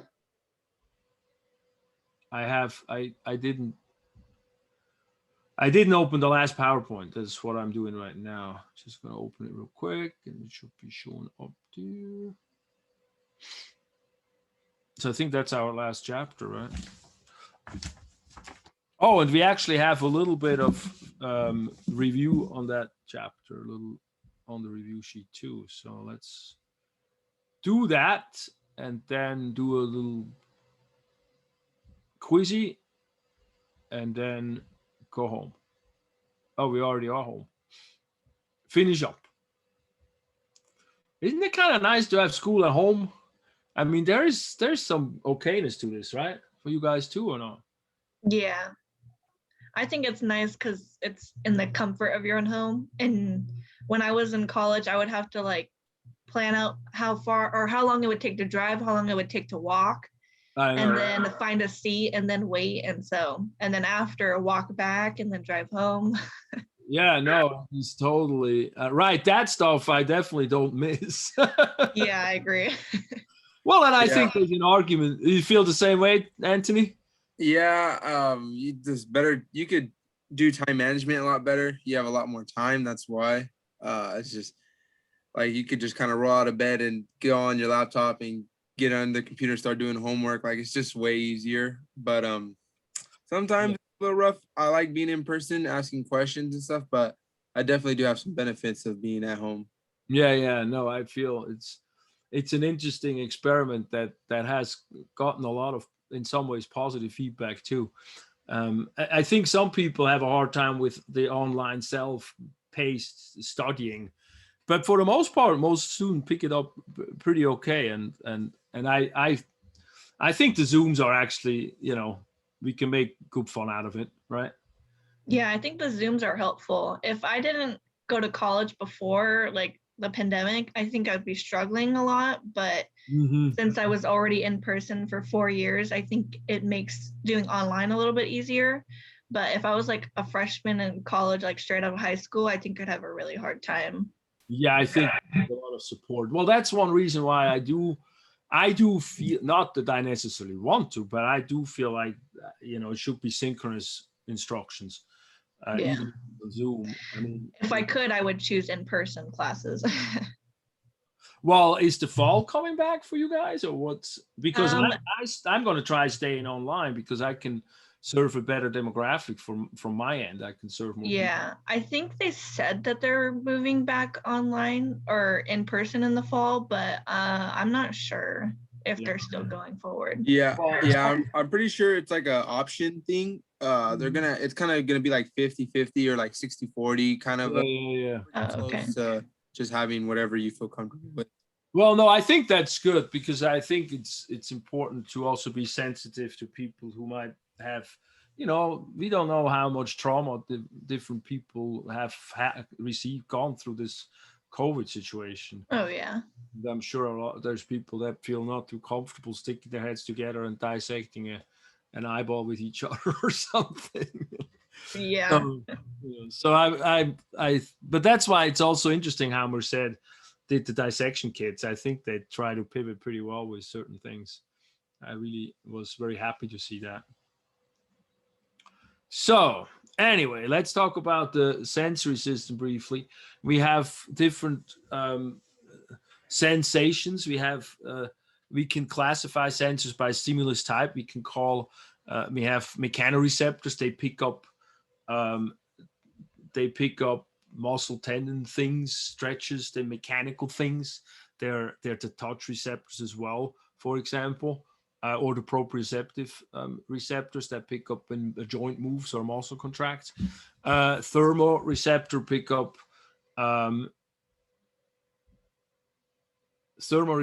pick up heat kind of thing, chemoreceptor chemicals, photo receptor, they pick up light, and then nociceptor. Noci stands for pain. Noci is pain, and noci itself for us is pain, but from the body's perspective, it refers into tissue damage. And so that's, I think, important to understand that, pain is important to treat because of the neuroplasticity. The more pain, the more it becomes a chronicity problem, but also pain indicates that something is wrong. So if we just have, treat back pain only with pills for long periods, short term, that's fine, but long periods, then we have to ask the question, why is this tissue screaming at me? And who did I piss off, so to speak? When I work in my practice with patients, I talk about muscles being entities. They're being like little beings. If you piss them off too much, they're going to scream at you. If you run in a marathon and you don't think you're going to ache, they're going to scream at you if you don't give yourself rehab time. I had one of the Giants ball players in, and he was pitching the night before, and he pitched 98 balls. And I was like, "How you feeling?" He's like, "I'm exhausted, man. I'm that beat." And that was the day after. So that's, with footballers, it's even worse, right? I remember with Romanowski, his wife would say after a game, he would crawl to the bathroom for 2 days. It's like that much beaten up. But anyway, yeah, that's exactly how it feels. That is how it feels, right? Yeah, you gotta ice and stretch more, ice a little bit, and so man, you gotta get through those withdrawals. Rolling out of bed the next day it's hard. I should give you Romanovsky's book because he tested all kind of stuff that would help. Like he goes to the Russians to help with cold ice bath, what kind of level of temperature difference you need to have, or walking in the pool with a ring around the belly, and stuff like that to get things moving. He's very interesting, and I've experienced him when he would talk to like Antonio Brown. He was talking to when I was working on Brown, and they would go through this. He's got a lot of good tricks, and I think he mentions it in his books. He talks about it. He's an open guy. He wants to help the youngsters. He helped Christian McCaffrey a bunch. I saw him when he was playing for Stanford, and it's very interesting how, or even the patient now I have from the Giants. He's been a pitcher for 9 years, which is a long career. And when you talk to them, it's like, well, yeah, I really have, a lot of guys, they just play because they got the skills, but they don't take care of their body that well. And they run into the ground at some point because it is a beating. It is the sport you're doing is like, full-fledged athlete. It's really intense. So keep that in mind. I will for sure. No, that's really interesting. Yeah, no, and if you ever want to talk offline and get some information or help or whatever, let me know, because I it's interesting stuff. I think it's interesting stuff. For sure, so, no, definitely. Anyway, and that goes for after class. That's fine. You got my phone number. I will remember. So then I also want to talk about that we have receptive fields, and the receptive field, when you look at these different receptors, you have pain fibers, pressure fibers, all this stuff. But how many of them do you have in which part of the body? And as you remember with the brain, the post-central gyrus also has that person laid out, that little thing where you can see what's the density of receptors in what part of the body, represented in the brain. And that refers back to, goes back to then how many nerve fibers do we get, or how many receptors do we get on the back, for example? How far spread out are they? And the further that receptors are spread out, the bigger an area they have to pick up for whatever stimulus comes into them. And we call that a receptive field. And a large receptive field gives you low resolution. So in the back, you have the nerve fibers be further apart, and you cannot necessarily say, well, you can with this is far apart, but you can say that one point that you poke and another point that you poke are two different points. And that's how we measure with 2-point discrimination how far apart they are. So if you have a needle or one of those little protractor things and you poke them here and here, they would think it's one nerve. But if you poke them here and here, they know it's two nerves, because 2 points, because 2 nerves will fire. And so that gives you then in a thumb, for example, where we really feel very fine stuff, gives us a high resolution with a small receptive field. So the nerve, there's many nerves feeding that area. And so that's kind of cool stuff. So I want you to make sure you know that. And then we go right into the eyesight from there. And when I look at the anatomy, I'm going to have a few things that I want to look at there at terminology. I want to know the sclera. I want to know the white part of the eye. The sclera is the white part of the eye, the outside shell. Why is that labeled there? This is a better picture. This here is the sclera. I just saw, do you see this? This is mislabeled here. This should not be. Anyway, look at this more official picture. The outside, the whites of the eye is the sclera. The outside part where it's clear is the cornea. I need you to know that. I need you to know the iris here. That's the colory part. That gives us the pupil, which is the hole where the light comes in. Then we have the lens. I need you to know the lens. I need you then to also know the ciliary body area on the eyeball, which is that has tendons attached to, and when the body contracts, the thing shrinks, the body shrinks, and the tendons are pulled, and the lens flattens, and so that changes how the light will be projected to the back, which is the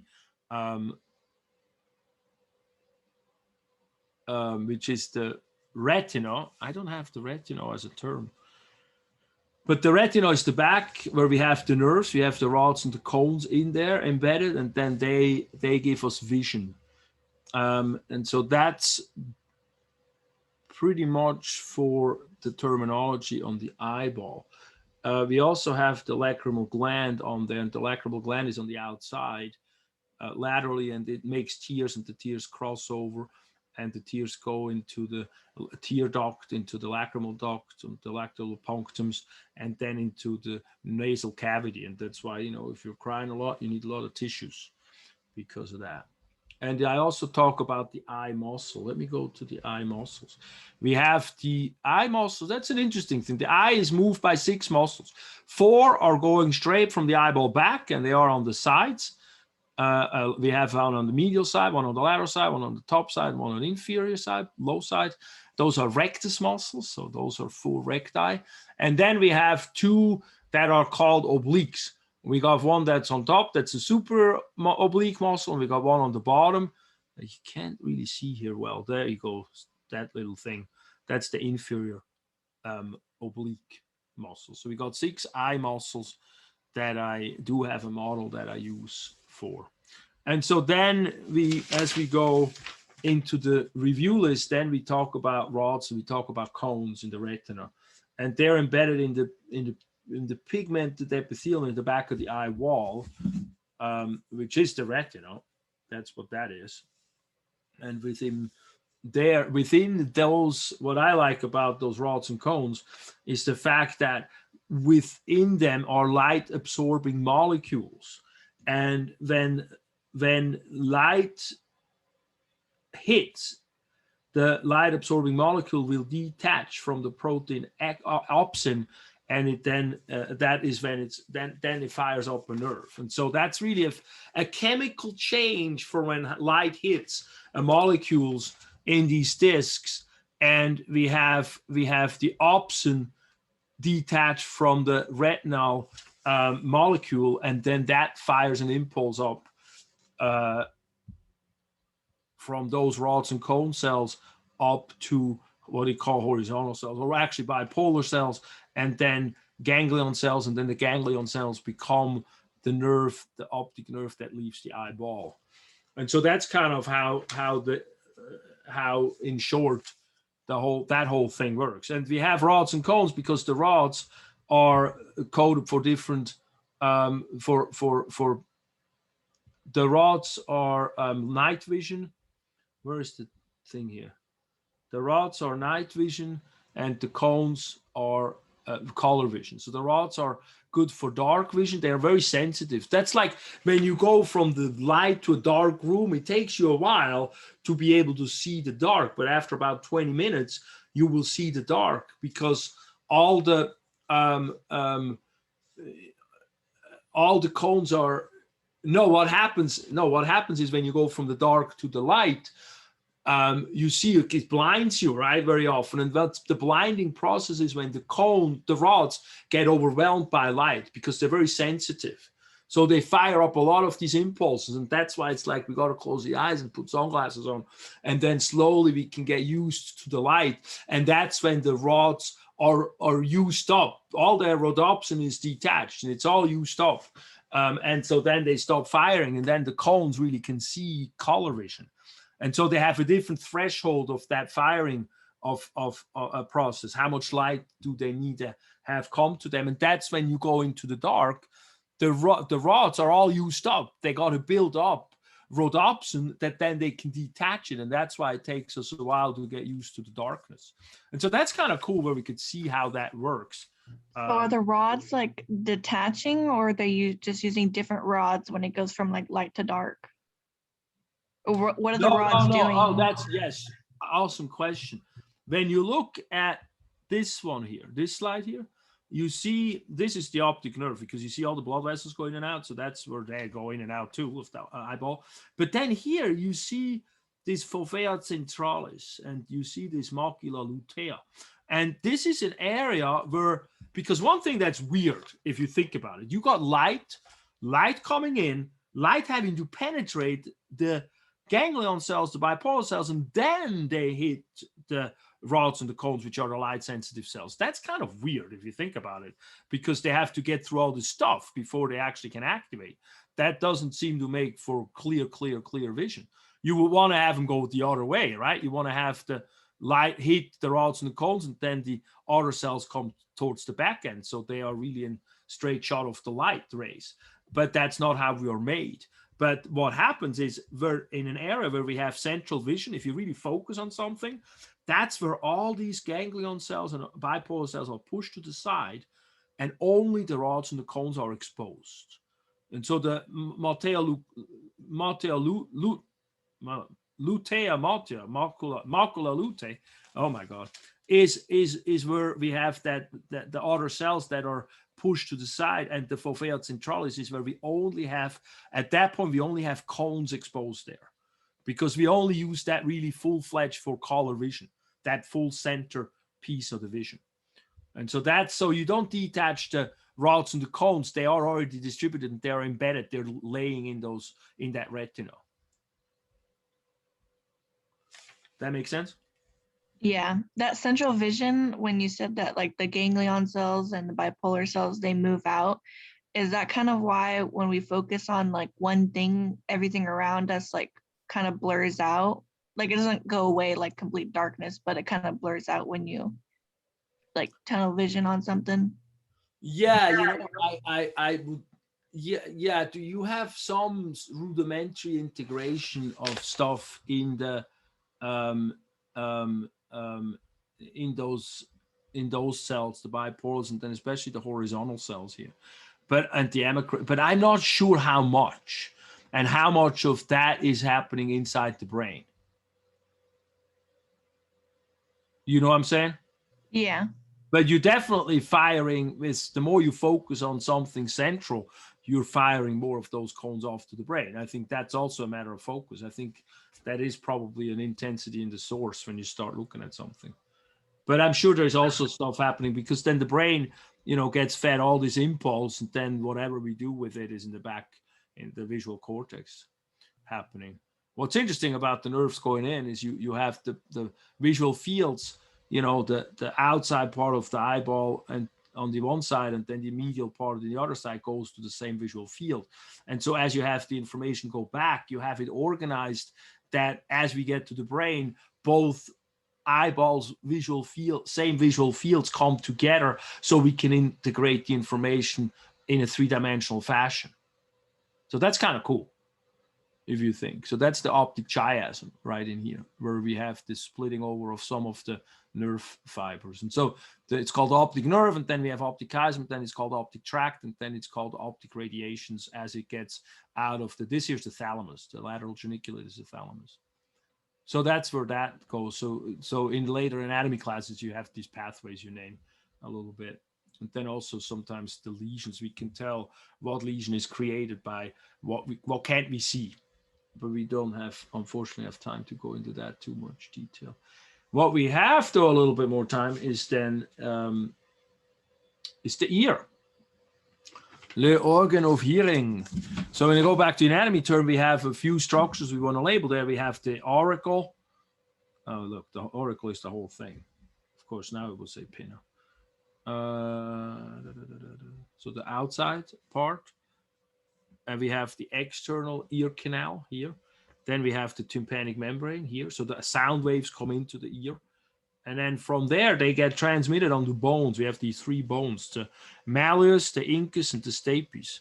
Wow, look at that. I actually put that up. I'm so mean. I make you study those.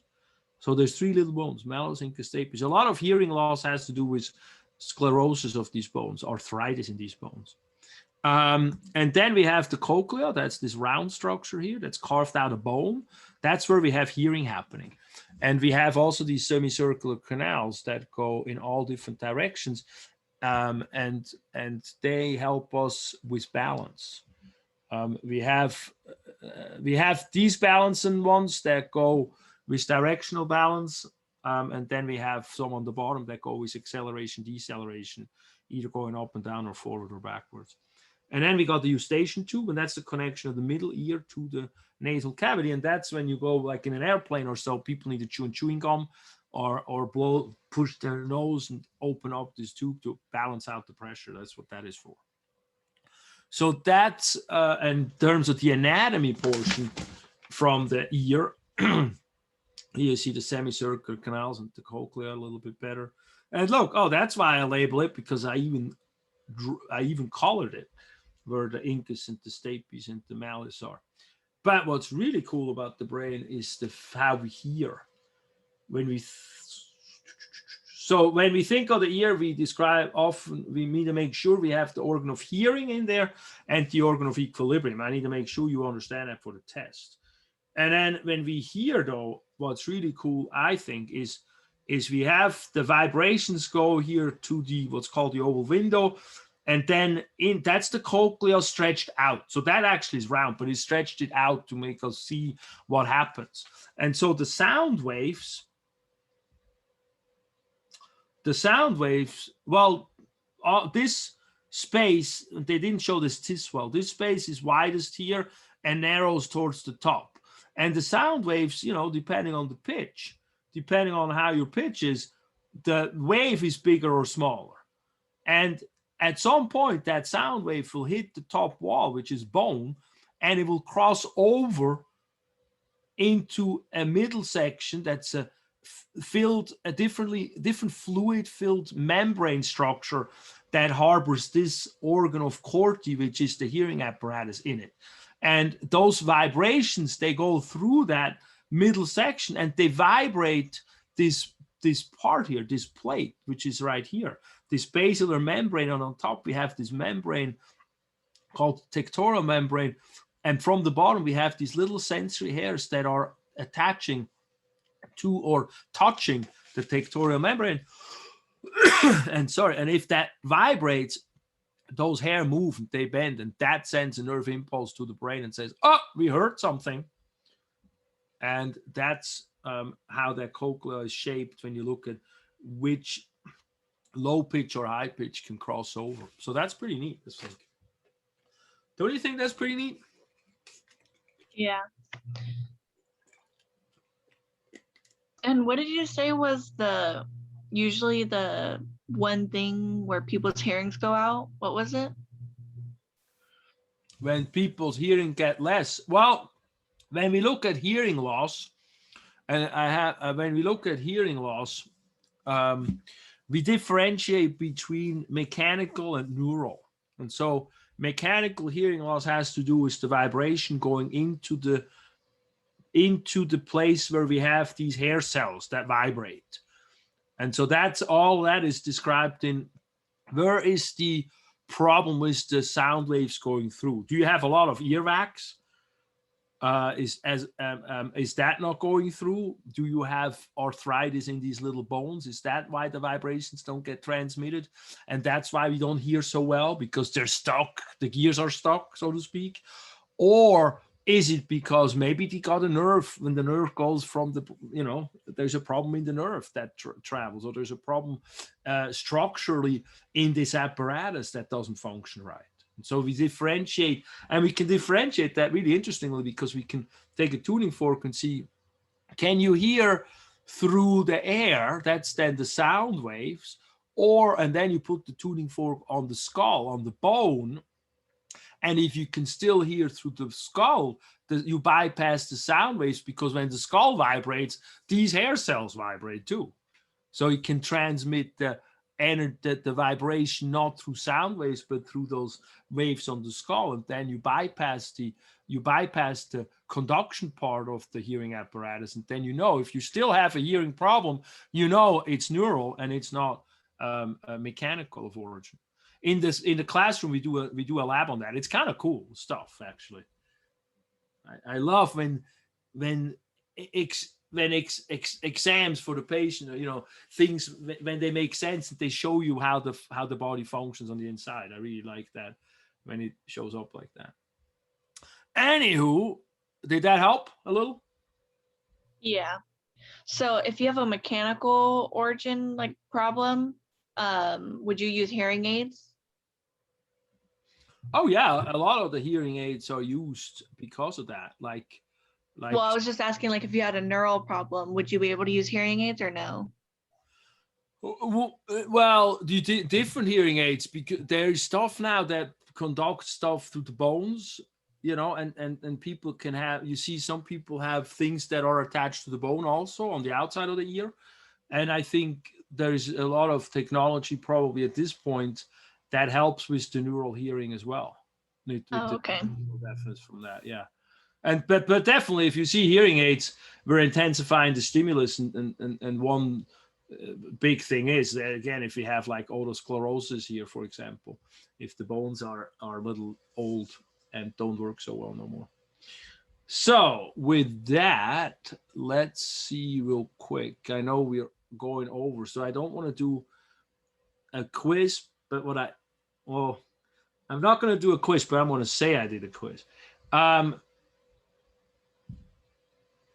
Then more people watch it. But what I wanted to do real quick is show you the models that I use for this part, because that's probably going to be helpful. And then next week, hopefully, I speak a little faster and we have a quiz.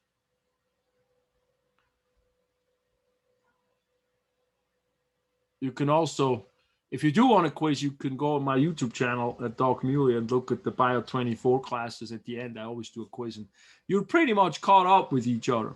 But anyway, when I look at the term list from the brain, I have, this is the brain I use. And so actually left and right hemisphere, let me go back. Hello. Oh, too far back. Come on.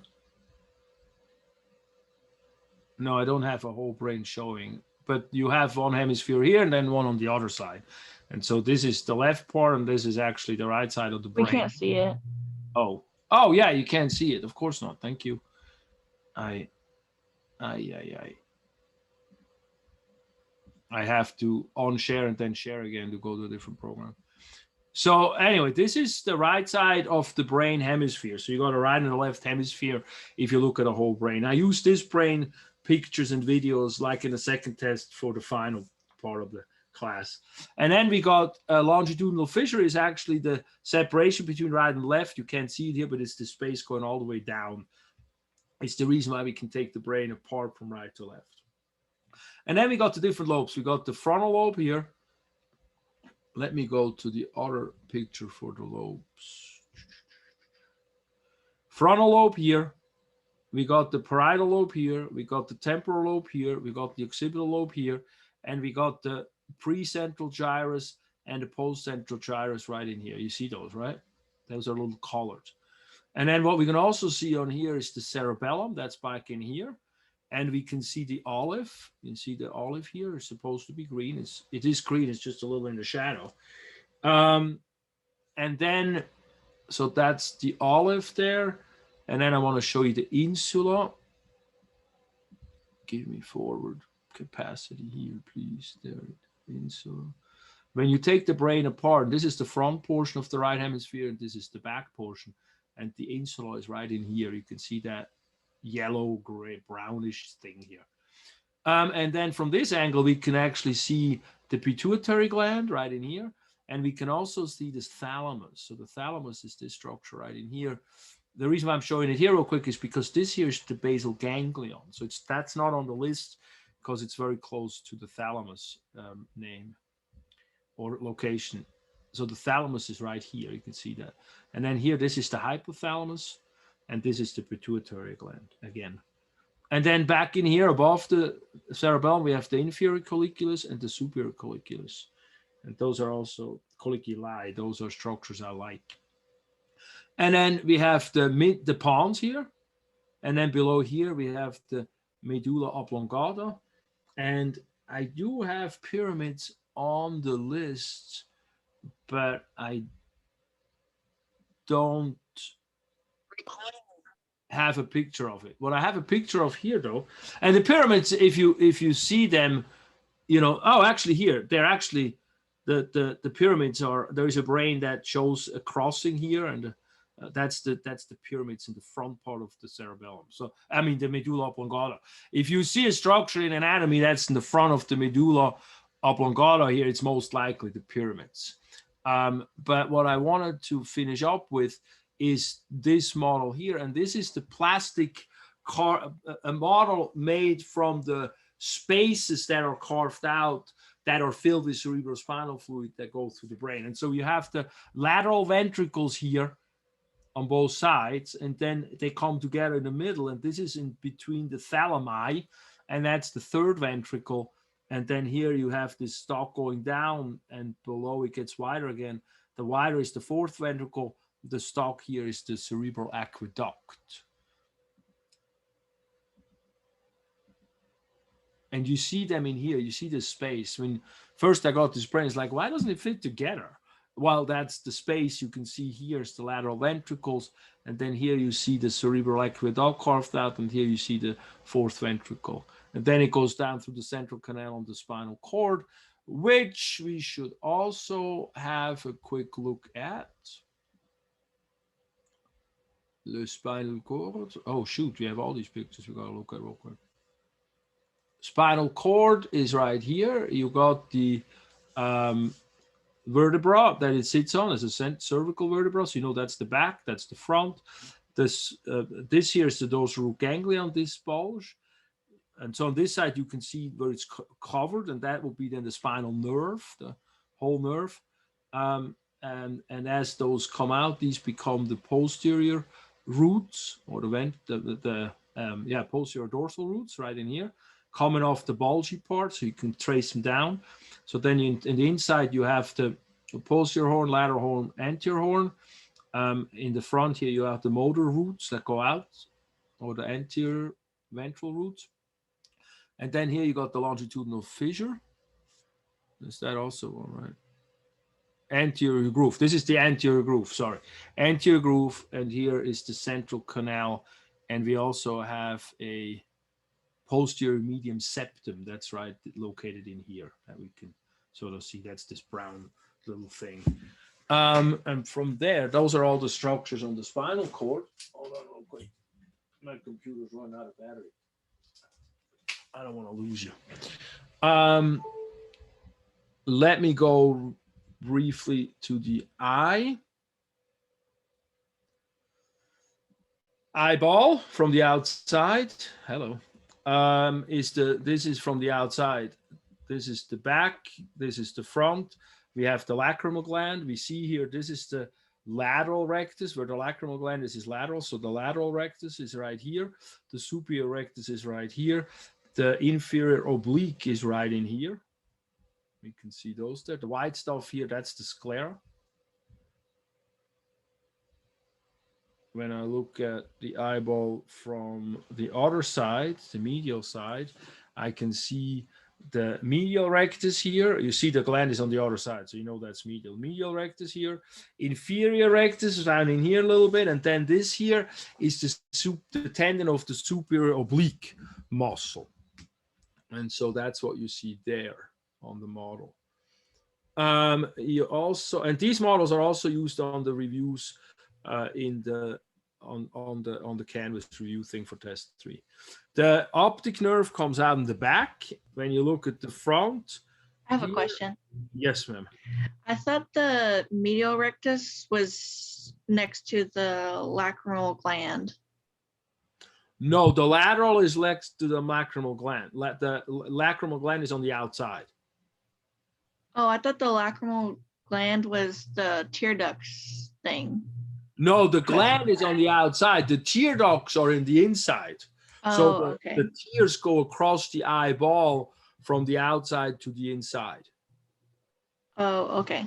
I labeled So that's it wrong. why when you get a sand corn or some crap in your eyes and your tears come up, don't rub from the inside to the outside. Rub from the outside to the inside and help the flushing out of the stuff that came in your eyes. So that's how that works. But that's that. So the lateral rectus, medial rectus, good question. And then here you can, it's hard to see this here. Let me see. I took it apart. There it goes a little bit better. I want you to also give me, this is the lens is in here. And if I have it in a picture, it's like next to the eyeball laying there like a lens. The iris is this round part here where the hole is the pupil. And I will do the same thing, but those are very unlikely questions. And the cornea is the plastic thing here on the outside that's like see-through, and that's on our eyes too. That's the cornea. All right, and then last but not least, yeah, and if there's questions, just speak up. But try to go pretty quick here so we get it done. We have the ear. We have the auricle, is the outside. We have the external auditory meatus here. Then we have the tympanic membrane. Then you got the three bones, the malleus, the incus, and stapes, and they are just in sequence. So you just memorize the sequence.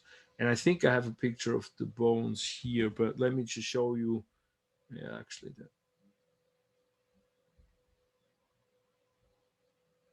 no, I don't know if I took a picture of all the little bones.